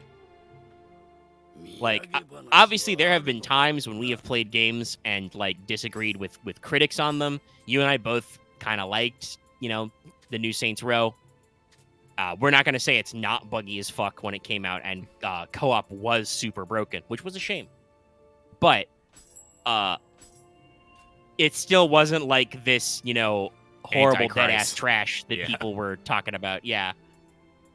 It's the worst. It doesn't appeal to anybody. No, it does. I like it. What are you saying? I don't know. I will say I did see some things, and I even retweeted one of them. There's some weird stuff in the Callisto Protocol end-user license agreement. Really? Like... Yeah, let me see if I can dig up the tweet on my end. It, like, asks you not to exploit game bugs and glitches to get items and other stuff, and to not... it's got a rules of conduct tab, and it says don't play the game, like, abnormally. If you play gameplay against the way the game is meant to be played, to account for a fair gameplay environment. It's just really weird. I don't know if, like, somebody left that in from, like, a multiplayer game or what. Yeah, no, I don't get it. It's just, like, I don't know why you would do that. To me, it sounds kind of like maybe somebody knew there would be some weird glitches in some versions of the game. They knew they weren't optimized, and they want to be prepared if people are, like, uploading YouTube videos of, here's how you break the game and it'll go out of bounds and, get items you're not supposed to. Or something, and they've just put a rules of conduct there that's like, hey, if you do that and we know you did it, we'll get you. We'll block you. We'll kick you out. But it's a single player game, so it's like, this is weird.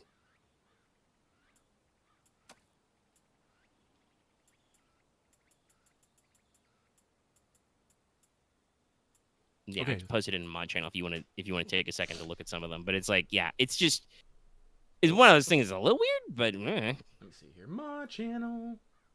I'm personally not planning on, like, streaming it myself, and I don't really like to use bugs or glitches to do exploits, but I don't know.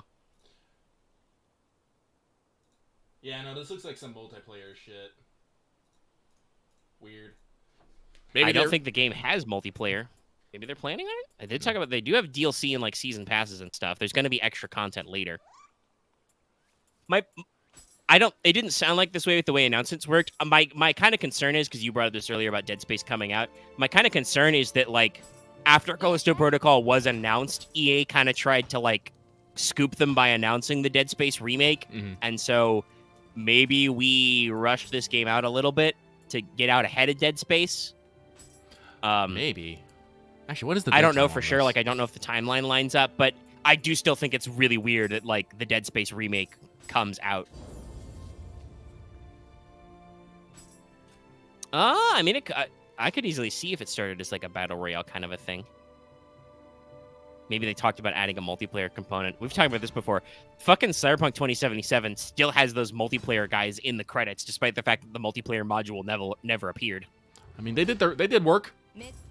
Yeah, what I'm gonna guess is those guys hopefully got paid, their full and normal salary to look at this problem and go, this does not work. Tacking in a team deathmatch is not going to add anything to this game. Still don't know when Phantom Liberty is coming out, but that's supposedly where most of CD Projekt Red is still working, so we'll get there. Let's see here. But there's other couple of video games that have come out.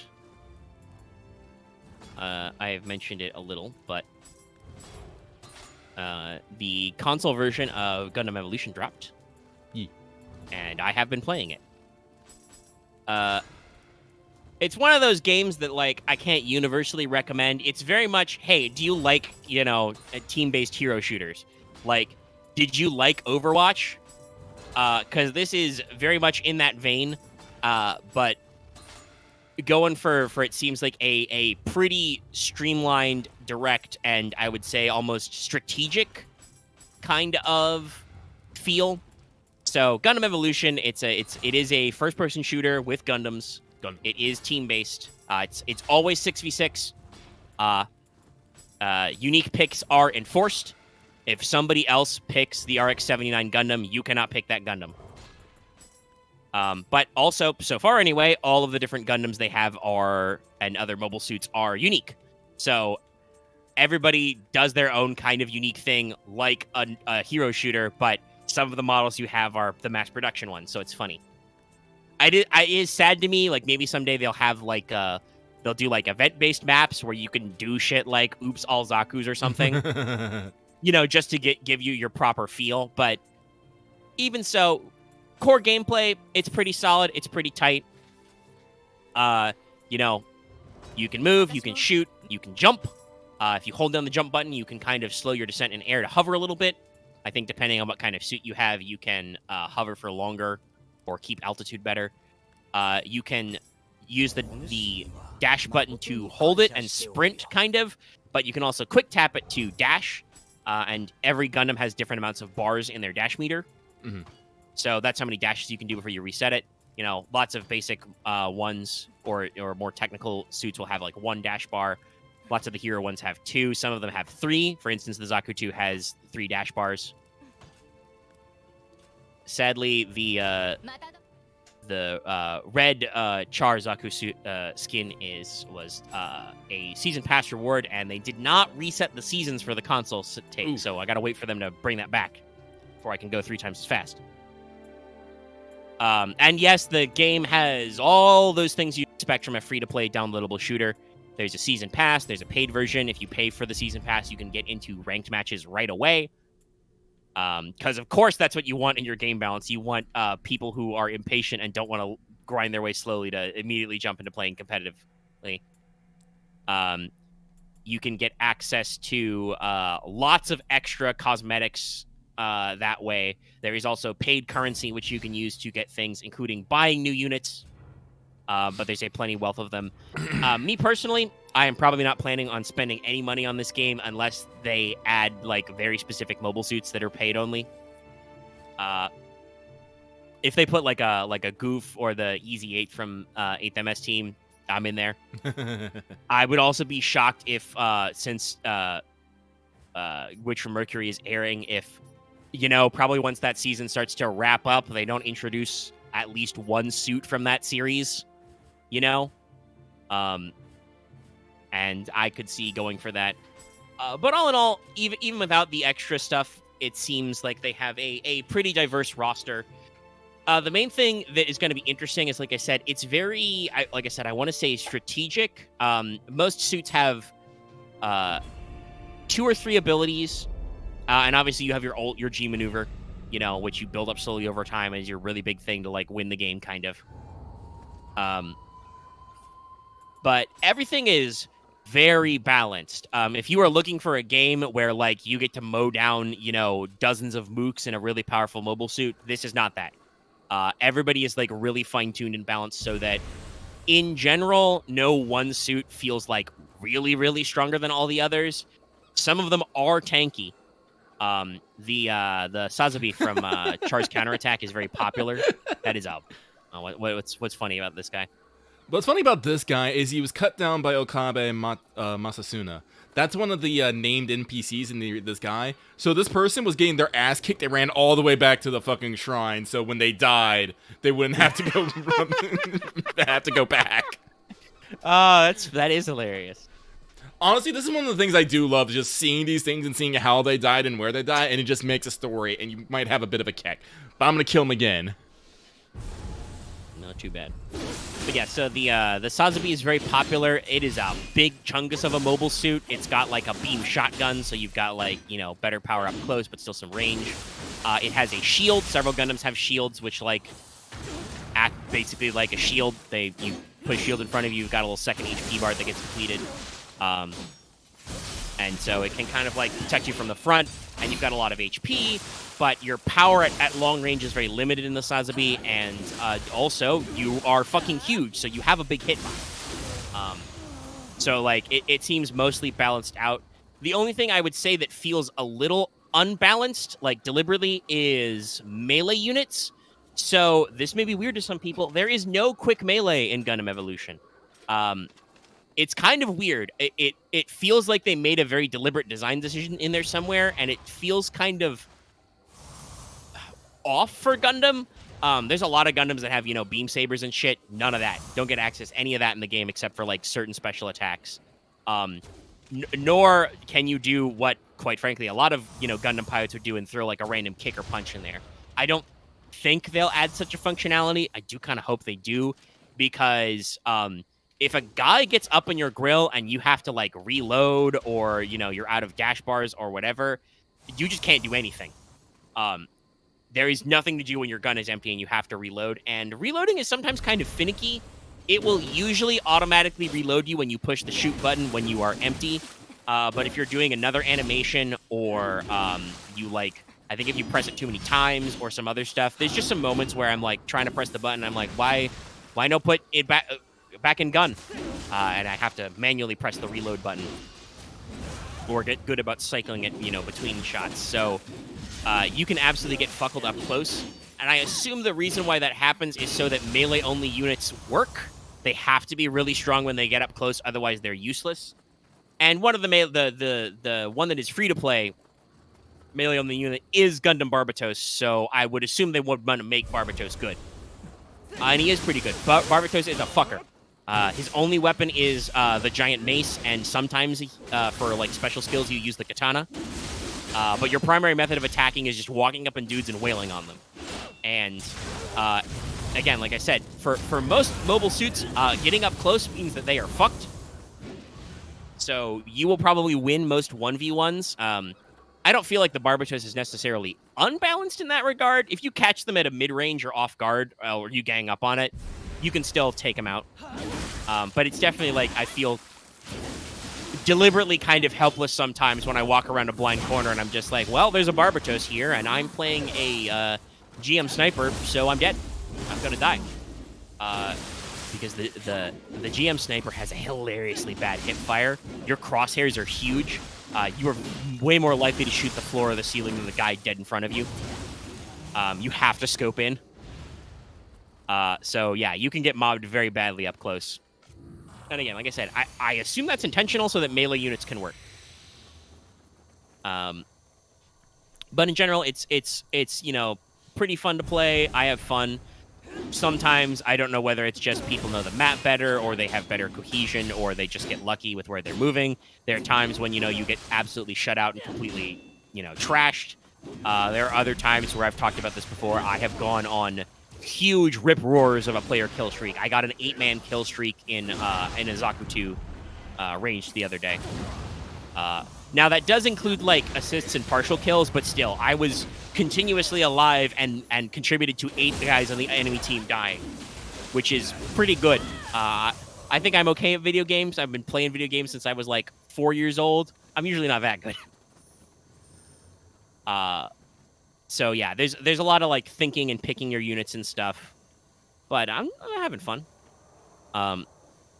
They've got, you know, randomized loot rewards, which is pretty funny. I randomly got like the legendary blinged out gold-plated skin for the GM sniper, so now I have just a fucking gold sniper rifle. And I'm like, okay, that's cute. I got lucky. We'll have fun here. There are, like I said, fuck tons of cosmetics, like icons, sprays, much like Overwatch, fucking player banners, which are full of references to every possible little heckin' Gundam series. There is, I think, a decent amount of, like, you know, hero Gundams, mass-produced mobile suits, both enemy mooks and even allies. You know, you can play both the sniper the GM sniper and the regular GM. You can play the fucking gun tank, which is hilarious.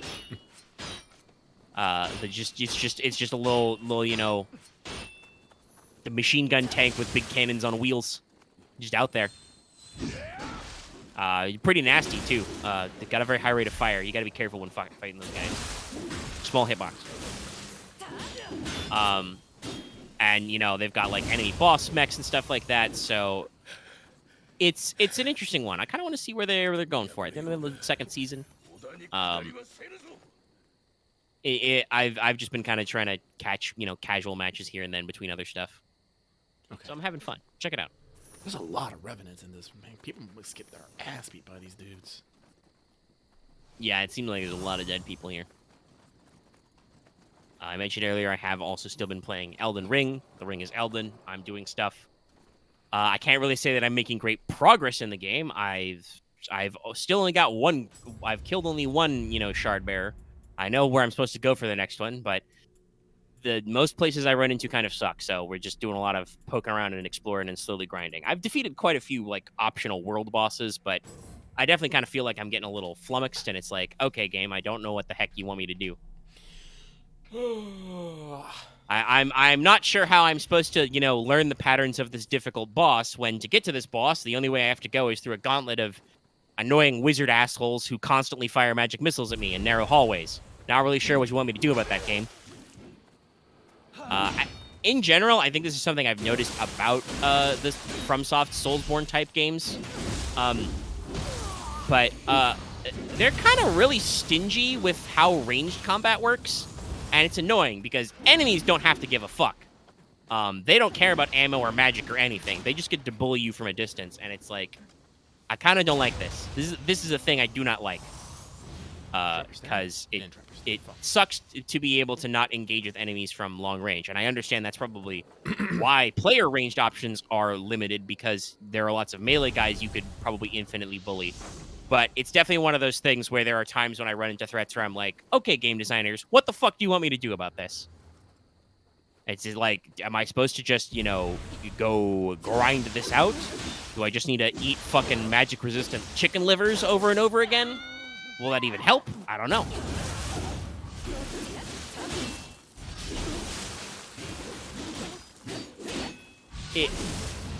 It's definitely one of those things where I think there's a difference between like how like FromSoft style games seem to be made sometimes, and how, for instance, I have watched you play Nioh and you have talked about how Nioh is made. You know, you can tell me if I'm wrong, but watching you play it, I don't feel like Nioh has ever had a moment where it's really felt like, oh, hey, you don't have this kind of build? Fuck you. There are times when fights are harder because, like, you're a dodge tank, so enemies are about hitting hard. But, like... Well, that's the thing. Even if I'm a dodge tank, if I get, like, certain attributes, I can still take hits pretty well. Like, yeah, there's a lot of, like... The thing I think I've always never liked about, like, the Dark Souls things is I never feel like I can actually truly customize my character, like, to do what I want. But, like, because, like, I'll show this off, actually, real quick. Like, everything is, like, here is, like, stat-based, so you see here, I want to show this off. I have 80 magic right now. Magic doesn't really do anything but increase the weapon attack of switchglaives, split staffs, and it powers up my Onmyo magic. But in this game, something that I can put on a piece of equipment, it's, you know, it's RNG, so I have to spend resources to do it, and it might take longer than others. But I can get a thing where I get a defense to my bonus to my defense using my magic stat, and it's ranked B. So even if I'm a dodge tank, by like putting certain effects on the equipment which I can control, like I can cover up for some of my shortcomings, which lets me a lot more freedom of play. Like, it's like same with here. Even though I'm a dodge tank and I can't tank hits, I have life drain on my melee attack. So even if as long as I keep hitting, I keep healing. That's something, you know, I can put on it. Yeah, I definitely want to say, like, raw stat-wise, Elden Ring does have a lot of flexibility in builds. Equipment-wise, and people can tell me I'm fucking wrong or whatever, but I deny them. I'm not wrong, because I am playing the game, and I know what I'm talking about. even in Elden Ring, I feel like continually how FromSoft handles equipment is not good. And again, maybe it's just because I'm not progressing in the main plot fast enough, but I don't know how to progress in the main plot faster other than by killing guys and spending souls, because there's not really a good way to improve your gear.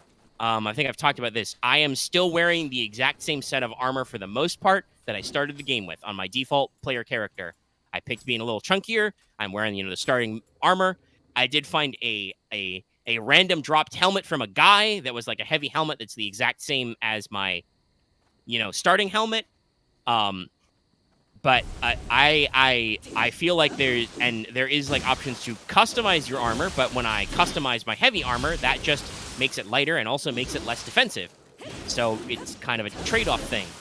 As far as I know, there's like I'm not getting drops or finding in treasure chests or off enemies anyway, like any improvements to my armoring. And I'm sure that's part of the design. They don't want me wearing like heavy shit or whatever. Yeah, Axe is gonna fucking tell me his spiel about Elden Ring again. Doesn't matter. The game is not good at gear progression. On the one hand, I think there's something to be said for the merit of if you find a early basic weapon you like, you can improve it a lot. I have, discovered merchants who will sell me the shit to improve, at a variety of levels, all my items. And the way the Ashes of War and the kind of skill imprinting system works is very interesting. You can actually customize your weapons a little bit. So, for instance, I am basically going heavy into being a magic knight in the sense that I use a greatsword, which is made magical and also lets me cast spells from it. So that allows me to base my damage more on my int, on my spellcasting stats, and it means that some of the damage it deals is magical. That means it deals more damage. It's pretty good. But it's still stuck at how many smithing stones can I feed this to get better? You get a lot of weapon options, but they seem to me, even in Elden Ring, to be more, hey, what stats are you good at, and what mechanically do these different weapons do for you in terms of move sets that you like? Then you find something you like, and you just stick with that weapon until you find a boss weapon or a better weapon somewhere that fits the same thing. So it really feels like the only way you can actually control your level of growth is mostly in just basically spending currency, whether that's you spend it to improve your weapon. There's no way to improve your armor. You're just stuck with whatever you've got going on, I guess. And you spend more in stats. So, like I said, I've hit in a lot of areas where I'm like, okay, well, I know I don't have to go here next for the main plot, for the game anyway, but this is where the game is suggesting I go. And here it sucks. There's not really anything I can do besides just, do this bit over and over again to get to where the game wants me to go next. And it like I said, that's the part that sucks. And it's an interesting contrast because, like you said, while this one is kind of randomized, once you find the randomized item you like, you can improve that. You can kind of move your different bonuses around and stuff, so you can find something you like and stick with it. Elden Ring is kind of that way, but the amount of things you find that you can stick with are way more limited. Yeah, no, I mean, you can hunt for different weapon skills, and the fact that the weapon skills are fully switchable, they're not really freely, but it's very easy to switch and replace, and you don't lose them. That is interesting. That's actually really good customization, and you can find different stuff. The problem I find with that mainly is just that that for the moment that just leads to a lot of faff. Okay, I'm playing, I want to go, like I said, a kind of Spellblade type thing. I'm going into a lot of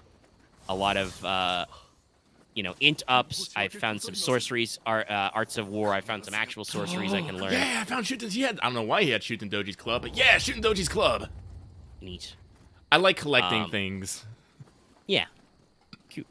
I did actually finally, like, multiple hours into the game, find a stick so I can cast sorceries on standalone, not alone, just with my sword. But yeah, it's just it's interesting, these different design parallels.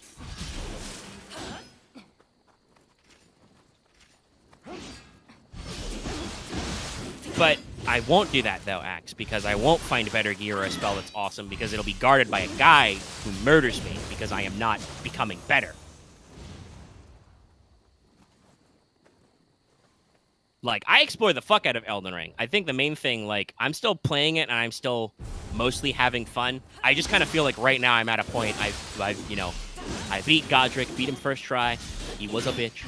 But now I'm in a place where, once again, I'm not concerned with bosses. I'm concerned with all these fucking basic bitch mooks, and there's just everywhere, and there's so many of them, and they're just really annoying, and I fucking hate them. Get poisoned. Can they make a Dark Souls game that's literally just bosses? I win. Just bosses? Yeah, you win. Yeah, like, if I don't know how that would handle with the leveling curve, but, like, there are times and maps where I'm just find it so fucking tedious. Ow. Okay, Axe. I can't stealth through Rhea Lucaria. There's fucking, like, 4 million dudes in hallways, some of whom are pointed to see me, and then they all shoot 5 million magic missiles at me in tight hallways. I have absolutely run away from stuff, but, like, that... You're not missing my current... you are missing my current problem. My problem is that I'm having a hard time going to new areas because everybody in those areas kicks my ass, and I have no way to stop making them kick my ass. Because, as usual, the game is in fact bullshit. It still feels a little bit too much like the developers give NPCs too much edge. I don't know. Axe is gonna give me some bullshit about how you're supposed to become the determined guy who will always be good and overcome everything. I mean, Axe may be right about that, but at the same time, there's still a level of yeah, I don't know. And to be fair, like, Axe did bring this up. There was a recent interview with Miyazaki, the producer, who was like, yeah, I don't know why Elden Ring blew up. Like, I'm trying not to think about it too hard. Like, we just make games and keep refining them, and we're not really sure why this one was the big one. Honestly, my gut answer is just because even if it is a Soulsborne game, it is still probably the most successful of them. Yeah, no. And like I said, that is the thing that seems to have gripped people, is people were saying, like, oh, this seems like this is the most accessible Dark Souls. Like, people who had a long-term experience with that, and that kind of carried out to the universe. I also think that a certain amount of the marketing got people kind of interested, while everybody, kind of turned on Game of Thrones after George R. R. Martin left the show, and they focused on, the part where they weren't directly adapting his novels, and kind of the finales made everybody mad.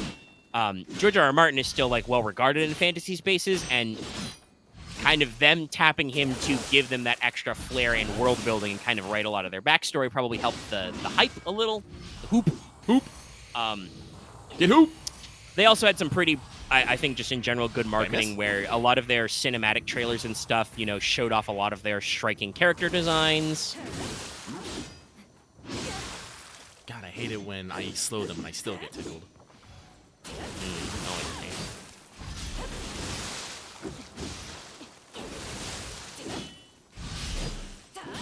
I don't know. You keep saying that about, like, knowing stuff helps. I don't think it does, because I know stuff after I explore these places, and I don't feel like I'm helped. Like, it's pretty easy to sprint past guys, and in some areas you can sneak by guys. And that doesn't really help me, because there are times, especially in, like, enclosed dungeon-y type areas, where the game is just like, no, here is the funnel. Get in the funnel. And I think, it is a little hard to make a game, like, constantly open world, but the open world bits are the most fun when you can just kind of fuck around, look for guys, see interesting areas and environments, and occasionally just, run down dudes on your antelope horse and smack them. Yeah, definitely say Neo 2 doesn't do that. It reuses a lot of the same areas for their maps, so scenery point is not what you're here. Although there is a couple that are nice. Yeah, I mean, obviously, I think with, we've seen with, like, enemy designs, they have a good modeling team who put some work in, so I wouldn't be shocked that there's some, like, good areas, but, like, Elden Ring is very much big on that scenery porn. There are so many like sweeping, majestic vistas. There's lots of cliffs for you to stare out of. There's, you know, the constant presence of the Erd tree, this big fucking glowing yellow tree in the backdrop in plot important areas. There are minor Erd trees, which are just really fucking huge trees that crop up every now and again and usually have some stuff there. You know, Everyone using Kingo. lots of castles and shit. I mean, I've straight up given up on blocking and parrying, because I like the moveset for Greatsword, and you can technically block with Greatsword, two-handing it. It's just not very good. You still take damage. Wait, are you wearing some of the Hayabusa stuff? What are you wearing? Give it here. Give it. Probably Give it. Trying to increase my like strength or endurance enough that I can carry a real shield and my greatsword would probably let me like access parrying. But I really like using my weapon skill for spells. I like having ranged options. The fact that I can have a ranged flex option is good. It's just they're a little. It may just be because of where I started my build. I feel like my options are a little behind the curve of enemies. Oh. Because enemies cheat. I'm gonna be real with you. Enemies cheat. I don't know how they cheat, but there are, like I said, I'm in the Academy of Rhea Lucaria right now. The regular dudes in their dumb masks just have magic sticks, and they can shoot as many fucking magic missiles at me as they like.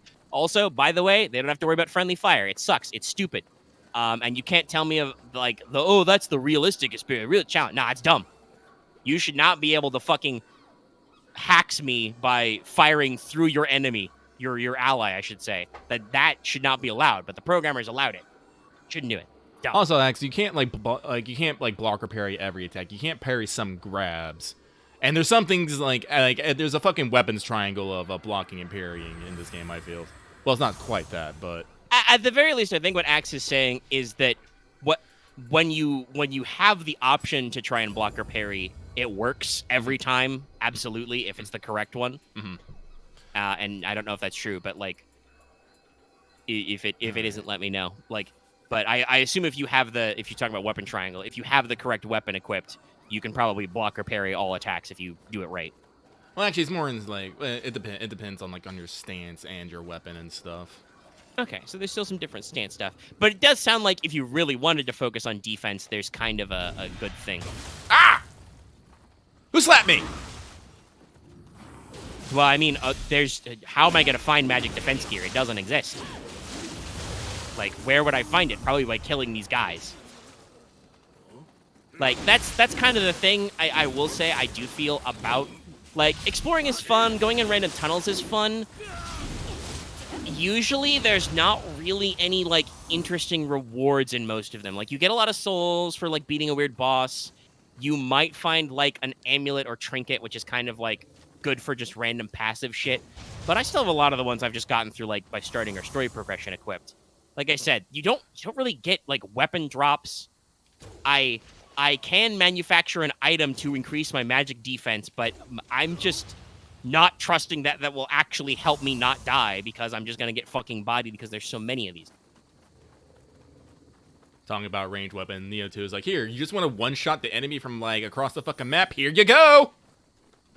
Yeah, and I'm sure that, like, I feel like this, as you said, the map's not open world, so the kind of more confined map spaces probably mean that can't work all the time. Oh, no. Like, you gotta find, shooting galleries and corridors. And there are plenty of times where I've, like, walked into a building and I walked too far and there's a guy up behind me who's just like, got your back! And just blasts me in the back with a hand cannon. Yeah. No, it happens. Guys behind you, guys around corners, guys above you, a lot of guys above you.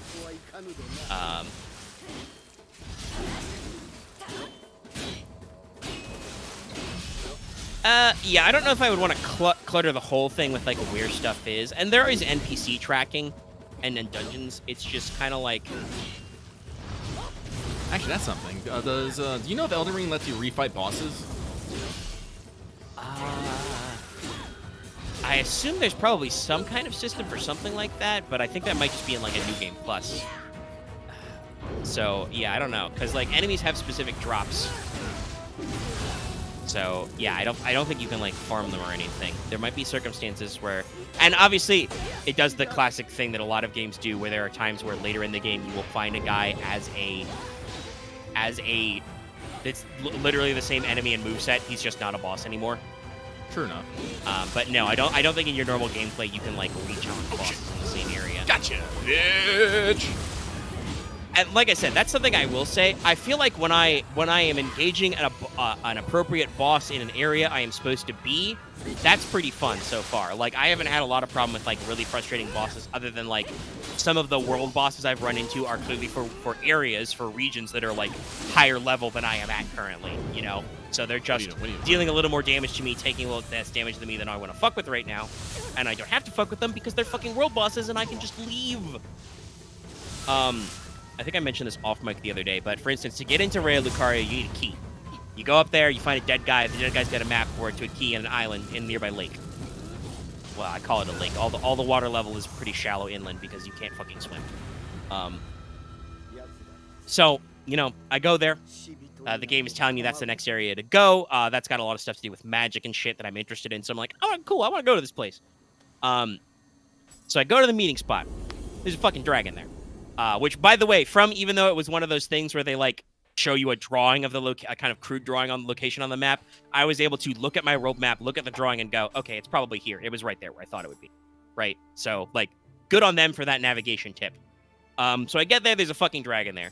I try to sneak around. I can't sneak around the dragon to get the thing. I'm like, okay, let's go probe the dragon. I summon up the wolf boys, because you can, you know, do free NPC summons with the... Well, not free. You have to use magic for it, but... You have the Ashes system to just summon guys to help you, which is good sometimes. Me and the Wolf Boys go in against the dragon. The dragon does a single tail sweep. It yeets all 3 of my Wolfie Boys and deletes 3/4 of my HP. I'm like, okay, we're not fighting this dragon. So because it's a world boss, though, what I do is I fucking run over to the dead guy who's got the key, mash triangle to pick it up, sprint the fuck out of there, jump on Torrent, and just leave. I just fucking go. Bye. And I really like that that's a thing you can do. Like, if I was, you know, a little more try-hard, or if I was better leveled for it, I could fight that dragon. I'll probably go back and punch that dragon sometime, because there's a thing with a church where you can give them dragon hearts to get, you know, dragon powers, and I'm like, that sounds rad. Who doesn't love dragon powers? But dragons are tough, so I'll do it later. The usual part of the game where I'm get really slowed down is when it switches back to the more traditional Dark Souls-y style, like almost dungeon gameplay, where you're in like a multi-floor castle or something, which has like multiple sites of grace you can respawn from that are just gauntlets of dudes. Gauntlets of really, really annoying dudes. There's some fucking magic zombies in the Sorcery Academy. The only thing they do is they do a fucking grab attack, and if they hit you, they suck out some of your MP. It sucks. Like, and they are not mild guys. Like, they take me like a full combo to take down, and they keep slurping up my magic juice, and I'm just like, this sucks. I don't like these guys. It's rough. It's just really interesting to go through and, like, hit these points of the design philosophy and be like, here's what I like, here's what I don't like. I kind of wish they would change stuff up. And I'm actually kind of glad that Miyazaki said, yeah, I don't know why Elden Ring was our most popular. We're just going to try and not think about it too hard and keep making new video games, you know? Because that says to me that hopefully they won't get stuck in a rut of just, like, phoning in their success. I do still think there are things that are the same way they've been in early games that have not changed at all, that I wish they would just fucking fix because they're normal video game things. Like, if you pick up an item that's important or you view a message... you must press the triangle button to make that message go away before you can do fucking anything. That is 2022. Video games should not do that anymore. I know that that's like a cheap difficulty thing. That's a dumb cheap difficulty thing. You're not gonna like ruin the experience by just making it armor. I'm keeping this. Ooh, neat. You are not gonna ruin the experience by making it so that like I pick up a key item while I'm being attacked. If I mash circle to like dodge roll, the menu goes away. The little text pop-up goes away and I fucking dodge roll. You should just do that. People should be able to leave menus if they want to. And if you're like concerned with people like spamming buttons to pick up items, well, then that just adds to that fucking difficulty thing where you got to pay attention if you accidentally skip through a text box because you picked up an item that you probably should have killed the guy guarding that item first. Okay? That's your own fault. I can live with that. It's just lots of little things like that are still in the game, and I'm just like, I really wish we could just tighten this up, and you guys would just make it more convenient. And they may someday. I don't fucking know. Like I said, hopefully the game dev team is not kind of like fixated on, oh, well, our game was good. We can just make this game forever. We'll see. We'll see how stuff goes. All right. Talked a little bit more about Elden Ring than I was planning on, but it is a game I am playing a lot of. I am clocking a lot of hours in Elden Ring, that's for sure, at least. Again, seriously though, guys, give me a model viewer. Let me look up what the fuck these enemies are without like buying a guidebook that's only in Japanese, please. Like, I want to know. Sometimes I want to know what these guys are called. I want to know what their lore is, and I want to look at their gross models. Though not the spider hand guys, the guys that are just spiders made of hands. I don't want to look at those guys closer. They're already giant and gross. Those are gross hands. They need to clean their fucking nails. Ugh. Oh, perfect. Sorry. Yeah, there are. Go ahead. Which fine. Oh, I'm trying to do the thing where I am fine tuning my equipment so it's better. Because I have Raiko's bow here, and I'm all like, yes. Oh, Probably can I a pretty only good use it? Oh, I can only use ranged weapons to temper ranged weapons. Fair. That's fair. Seems solid. Yeah, no, like, this has its own check and balances, but it's like, it's a lot of things. This is why I spend, like, an inordinate amount of time in the blacksmith just selling and disassembling stuff, because I'm like, there's a lot to do. There's a lot to do. Yeah. But there was, in video games anyway, there was one other interesting bit of news I think I wanted to talk about directly, which is there was very recently an announcement that Neon White, currently on Switch and PC, is coming to PS4 and PS5. Oh, that's lovely. Yeah, that's pretty neat. The game is very successful. People like it a lot. I was probably going to pick it up for Switch at some point, but now I think I will just wait for the PS5 port because, it's got a good... It seems like people like it and it's cool, and it's nominated for some awards. I've been kind of interested in. I just didn't pick it up because I am sometimes a little slow with picking up my Switch games. But yeah, I'm also trying to keep an eye out for the Front Mission Remake physical release. I can just buy it digital and downloadify it on my Switch. I've got a pretty big memory card in my Switch, I believe, but I like physical stuff. I have the little carry case for the fucking chips. I like to put them in there, little carts. Cool. So I'm trying to keep an eye. There is a pre-order for it, but it's only in, like, Europe. So I'm, like, hoping we still get it over here. Because obviously with my current high levels of giant roboting, I'm like, Mission Remake did come out. I do like giant robots. And tactical giant robots. But I think the only other, like, big topic, and probably not that big or going to talk about it that long because it's mostly something I have to talk about, but... Mm-hmm. The last batch of JoJo Part 6 Stone Ocean episodes did drop, and I have watched them. And it is kind of out there on the internet. People be talking about it. So we've got the whole thing. I can give my thoughts now. Obviously, Lucky is not all the way caught up. You were still back in Part 5. So I won't spoil anything. And I would advise chat not to spoil anything either. But all in all, I'm pretty happy with how they ended Part 6. I think Jolene might be my favorite JoJo. And in general, this is a general trend I've noticed, but I feel like powers-wise and setup-wise for stand fights, Araki just gets weirder and weirder as the parts of JoJo go on. So naturally, Part 6 has, so far, some of the most weird and creative stands I've seen. And it's got a lot of characters I really like and a lot of stands I really like. So overall, I'm very positively disposed towards it. I think it was good. Allegedly, there are people on the internet who are upset about parts of the ending.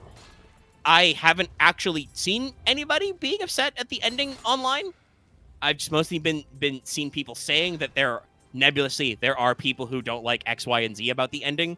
So I assume that they exist, even if they're just, being oblique about the fact that it's their own opinion. But I don't really dislike the ending. And in general, I think the anime does some great callback and call forward stuff to kind of like smooth out some of ambiguity that the original manga ending might have had, to like kind of let you know that like there's no weird double take ending here. It kind of is what you think it is. And all in all, I think that David Production and the anime did a decent job of turning it into kind of a big finish finale. Throughout these last batch of episodes, there's a lot of reused older music references, like to older music in the series. Obviously, Jotaro is a character in Part 6 because Jolene is his daughter, so they sometimes use his old-fashioned ass-kicking music way back from Stardust Crusaders. But also there are some Dio flashbacks in Part 6. It's related to the plot, and they actually bust out Dio's theme from Stardust Crusaders as well with the fucking violins. Huge fan of that theme. So a lot of like really good musical callbacks and stuff. Honestly, Legendary, you're saying, everybody says when the anime starts, people are like, this is the worst part, and then when the anime's done, this part is good. I think a lot of that just has to do with like how people consume the JoJo manga. Like, a lot of it is through like fan translations and scans and other stuff, and I know that we are actually getting like decent official productions, but they are not always like caught up with where the anime was. Like, I don't know where. Yeah. I don't know. Maybe people are just getting the wrong impressions from like kind of aside stories or the manga formatting. I know that like I think like as an anime, Part 5 was better because there are some stands that are very confusing and hard to display in fixed manga panel format that when they are animated, it's very easy to understand what the fuck is happening, And if we ever, whenever Lucky gets around to getting through Part 5, we can talk about some of that stuff probably. But yeah, I really like Part 6. And like I said, there's some stuff that they do in the last episode to kind of make it feel like a grand finale, because this is not a spoiler. This is just something that is known and should be known. Where, if and when Part 7 Steel Ball Run gets animated, that will not be a continuation of this universe anymore. It is an alternate continuity. I didn't hear about that, yeah. Not for any particular reason. It's just what Araki decided to do, right? So, I don't know how fast they'll be on that. There are some trademarks for Steel Ball Run, but also David Production has actually talked about it before. There are a lot of horses in Steel Ball Run and a lot of horse racing, and that's very difficult to animate. So we'll see how fast and how much money they can throw at this problem. Because obviously I think that Netflix was throwing a lot of money at Part 6. So, yeah, a lot of people seem to like Part 7, no matter what. Maybe because of the kind of continuity reboot aspect. You don't really have any baggage with like, oh, I don't like this character, I like this other character,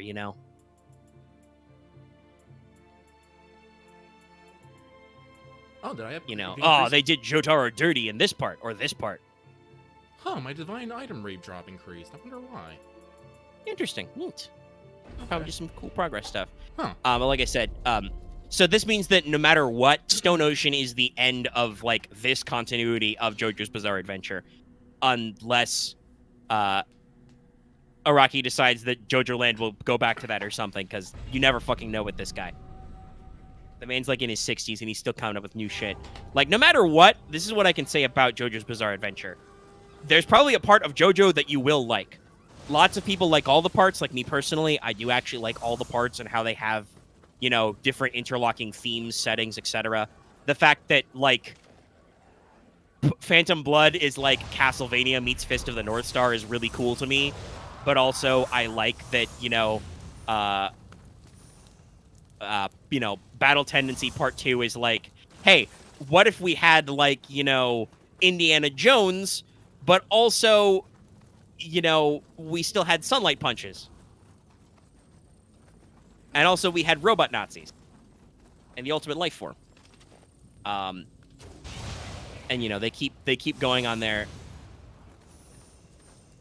And so on and so forth. But if you don't like all parts of JoJo, there's probably a part you do like, because Araki is a master of changing, like, exact setting details and tones and tropes, right? Like, Part 3 is a very classic villain of the week battle road trip. It is very implicitly and explicitly in his book, which, like I said, Dogs Must Die, a podcast about reviewing JoJo. I can't wait for Monday. They're finally going to start talking about Stone Ocean. I'm ready to vibe. But they talked about Araki's book, Manga in Theory and Practice. He explains that basically Stardust Crusaders is a tournament arc without a tournament. And the whole point is that there's a big bad dude at the end, and they have to beat up lots of different guys to get there. So if you like that kind of vibe, and it's got a lot of the globe-trotting aspect, you will like that series. Whereas Part 4 is like, Ooh, I hate that. Sorry. What are we seeing? They have enemy tracking. He did his attack, but as I dodged, his attack. Oh yeah, it's so annoying. There are some guys or some big attacks in Elden Ring that do that too, and I'm just so annoyed. If you dodge correctly, you do have some fairly generous iframes, but it's still like, damn it, I saw this coming and I did the thing, and you still slap me for it. Fuck you. Explosions.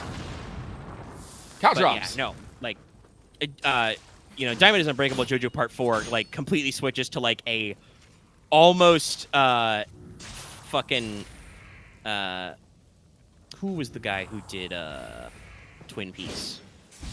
I forget his name now, but like a Twin Peaksy kind of like weird, small town mystery with lots of weird serial killers and stand crimes. Poison.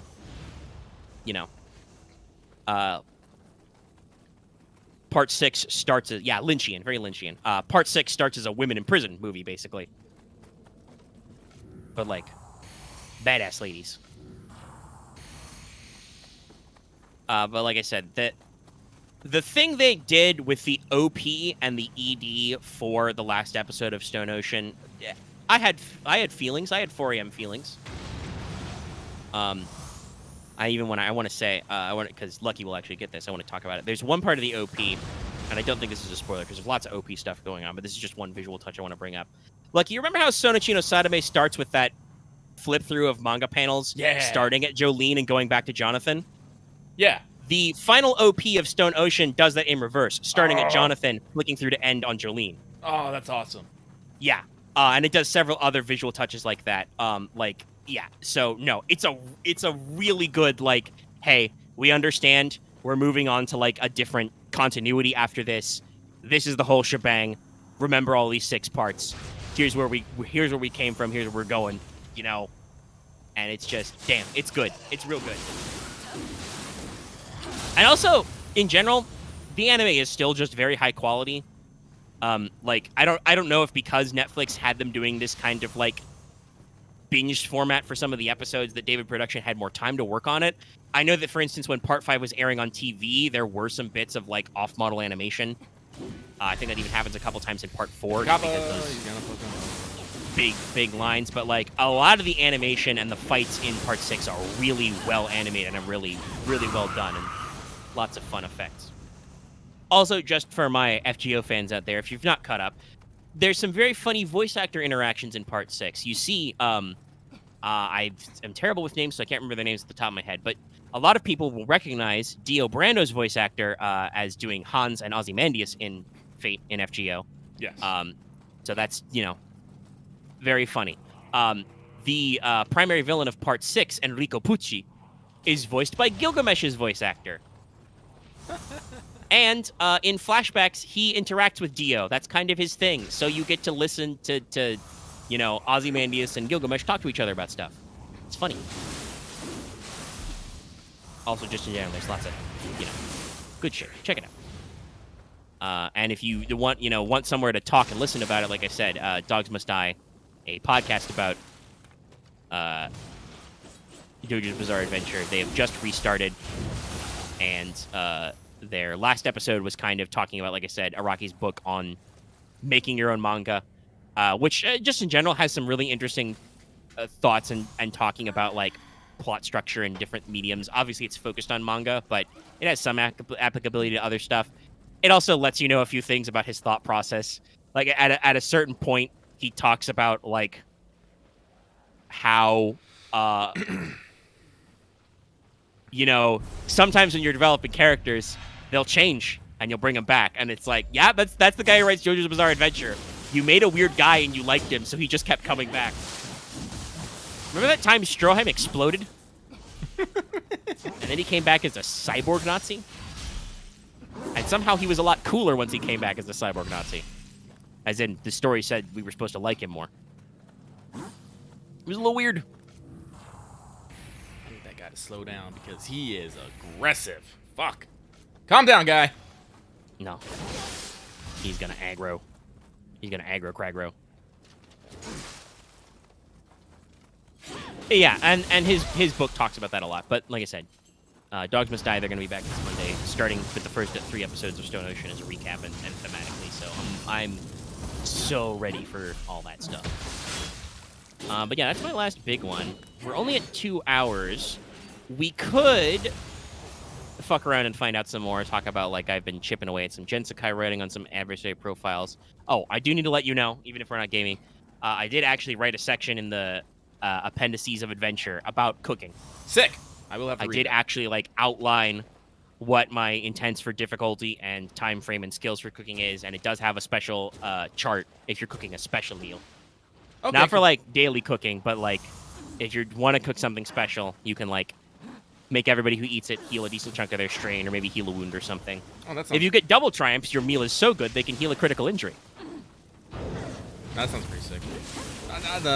Porter's cooking is definitely something I have been thinking about. I think I'm actually...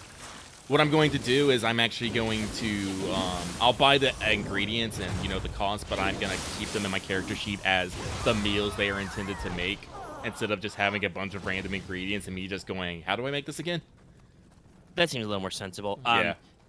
That is, funnily enough, kind of how I structured the rules for cooking. I structured it by meal. Basically, like, hey, everybody needs 2 or 3 meals a day to be healthy and, you know, let you actually recover strain and wounds normally and not die. So if you want to, like, prep your own food so you don't have to pay for it, make a roll. You presumably produce, like, you know, 1 meal at a time. Maybe if you're starting the day, you can make a harder check to produce all a day's worth of meals, etc. Go from there. You get extra successes. You can make extra meals within reason. The analogy I went was like, you can probably turn entire, you know, deer's worth of venison into several meals. Your squirrel stew will probably only last 1 meal, no matter what you do with it. You got to catch more squirrels. You can only divide the squirrel soup so many times. Shoot the eye! Got it. But yeah, there's just some little notes like that to keep that all streamlined.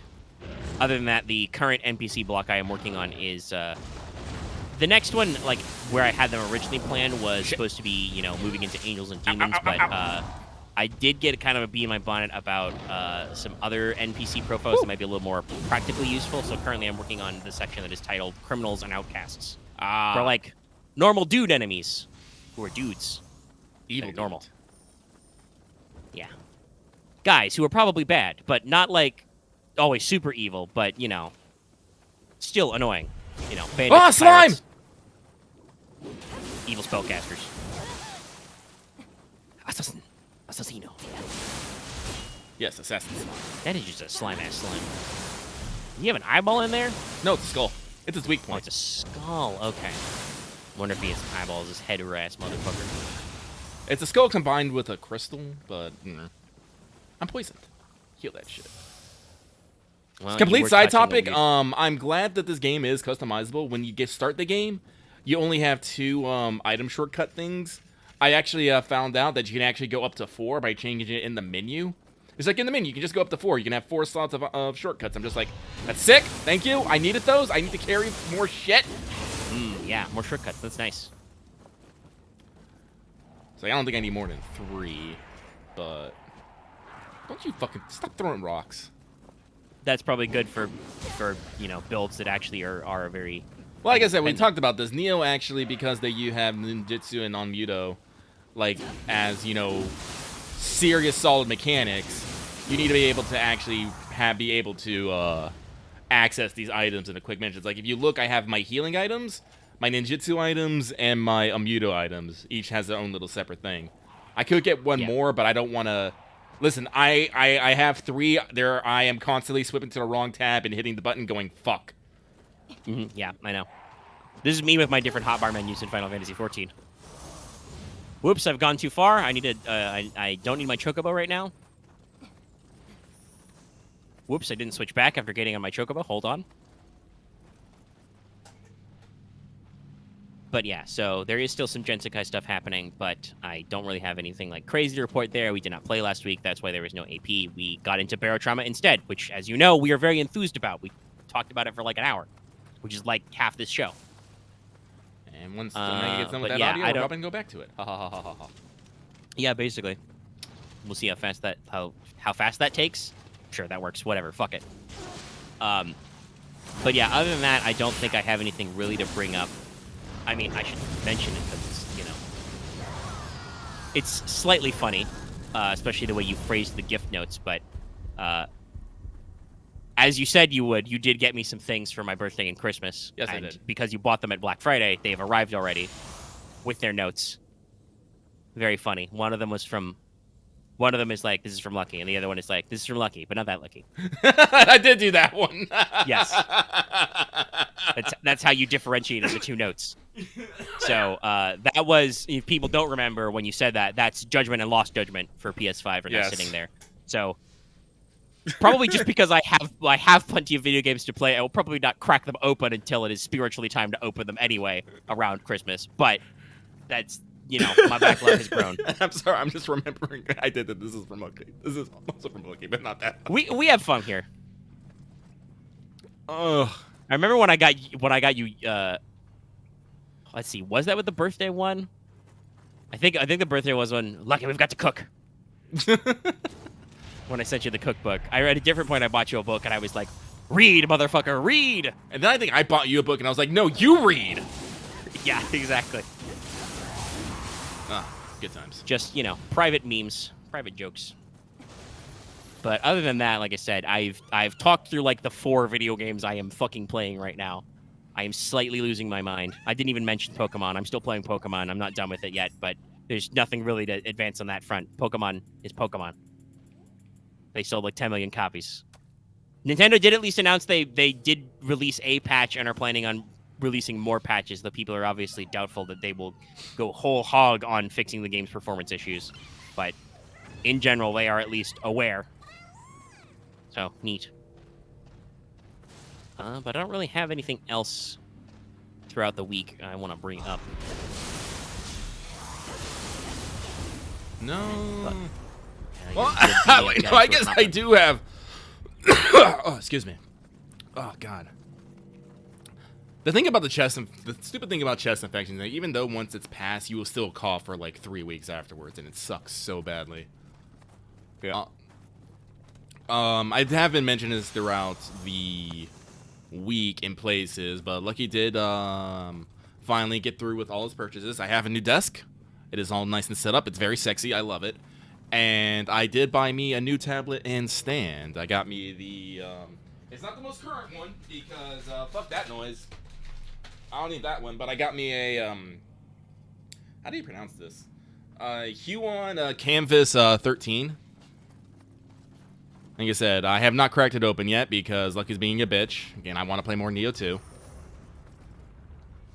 But I have a tablet. I will get working back on not editing, arting, and maybe editing. Maybe, I don't know.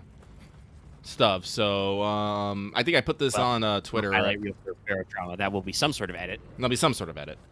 But like I have told, I said this on Twitter, 2023 is going to be my fucking year. It's going to be the year of the rabbit. Guess who was born in the year of the rabbit? Me, who is a rabbit. Everything, you know, is coming up Lucky. That's how it's going to be. I have declared. Power of positive thinking, y'all. As you just walk through a ghost door and just obliterate a guy. That man was minding his own business. Listen, I am New Game Plus. I know how to play this game. I can fucking spin with the best of them. Spin to win. Do I have any bombs left? I don't have any bombs left. But you know what? That's actually, can I just throw this off the fucking edge? I cannot. Okay. Yeet. But if there's nothing else to add, I know that the episode is shorter. But hey, you know what you can do right after this episode finishes if you want more of us? You could go watch the last 2 fucking episodes of Plague Tale. Damn it. Go for it. Damn it. The views are not good, and I don't know why, because the game is really good. Maybe you guys want to play it for yourself, but if you after you do, please go watch our playthrough of it, because we have thoughts and feelings. And yes, the game is good. I understand how it got some of them noms for Game of the Year now. Not that I was like, I bet this game doesn't deserve it, but like, I understand now why people were thinking and talking about it. It's pretty solid, so check them out. Check out the streams. It's a playlist now. Or I could just throw bombs on it from above. Playlist. Cool. What the fuck even is this nerd? It's called a Waira, which is a classical yokai. that is... It's like fucking Diglett. Its bottom is underground and no one actually knows what the fuck it looks like. Ah. Okay. It looks like he has a glowing fuck me light down there. He does. I guess I gotta go down and hit him. Ah! Maybe come down there. Ugly motherfucker is what he is. He got me again! This is why I hate this dude, because he's just so big, and this area is so small. Yeah. That's why I don't like... He's a fat ass. He's big. He has big attacks. And also his attack turns into a fucking command grab. What a little shit. Sir, you're a little fucker. Do you know that? Alright, here comes victory. Kasha kicks ass. She's not even max level and she kicks ass. That's why I love her so much. Once I actually get her fucking fully leveled, it's gonna be amazing. Even more spin to win. She is spin to win. But that's as good as time as any to wrap up the show on a note of victory. Victory. It is a big bit. Let it rip. So, we're going to do the outro. It goes a little something like this. If you're watching this video, be sure to give it a like. It helps the algorithm. It's a good time. Give it a like. If you have any comments, you can leave in the comment section down below. What games this holiday season are you playing? There's a fuck ton of them, so, let us know. You can also join our channel Discord, link in the video description, and on our channel page. If you're new here and haven't already, please subscribe to the channel to get more videos and stuff. I'm sure to be bringing you more out there and other fun times. Oh, sorry. I've been guzzling my water. Little burpee. Even if you're already subscribed, ring that bell for notifications. You always know when we post a new video or when we stream. It's good. Get on the notification train. You can join our channel membership, get access to membership badges and emotes as displayed by the lovely people in our chat. They're cool. Check them out. Great way to support us. Additionally, you can also support us on Patreon. Like I said earlier in the show, get access to episodes in audio format, downloadable for as little as $1 a month or roughly $10 a year. That is, in fact, what I will be doing right after this is making the audio edit to throw up there so you can grab it on the go. You can also get access to topic polls, some videos early, listening to us record our flagship podcast, Let's Take FGO Live, and lots of other fun, good times. Yes, that's all the stuff. That's the outro. All right. Well, I will see you all below the sea. Remember to sing space shanties. See you later, everyone.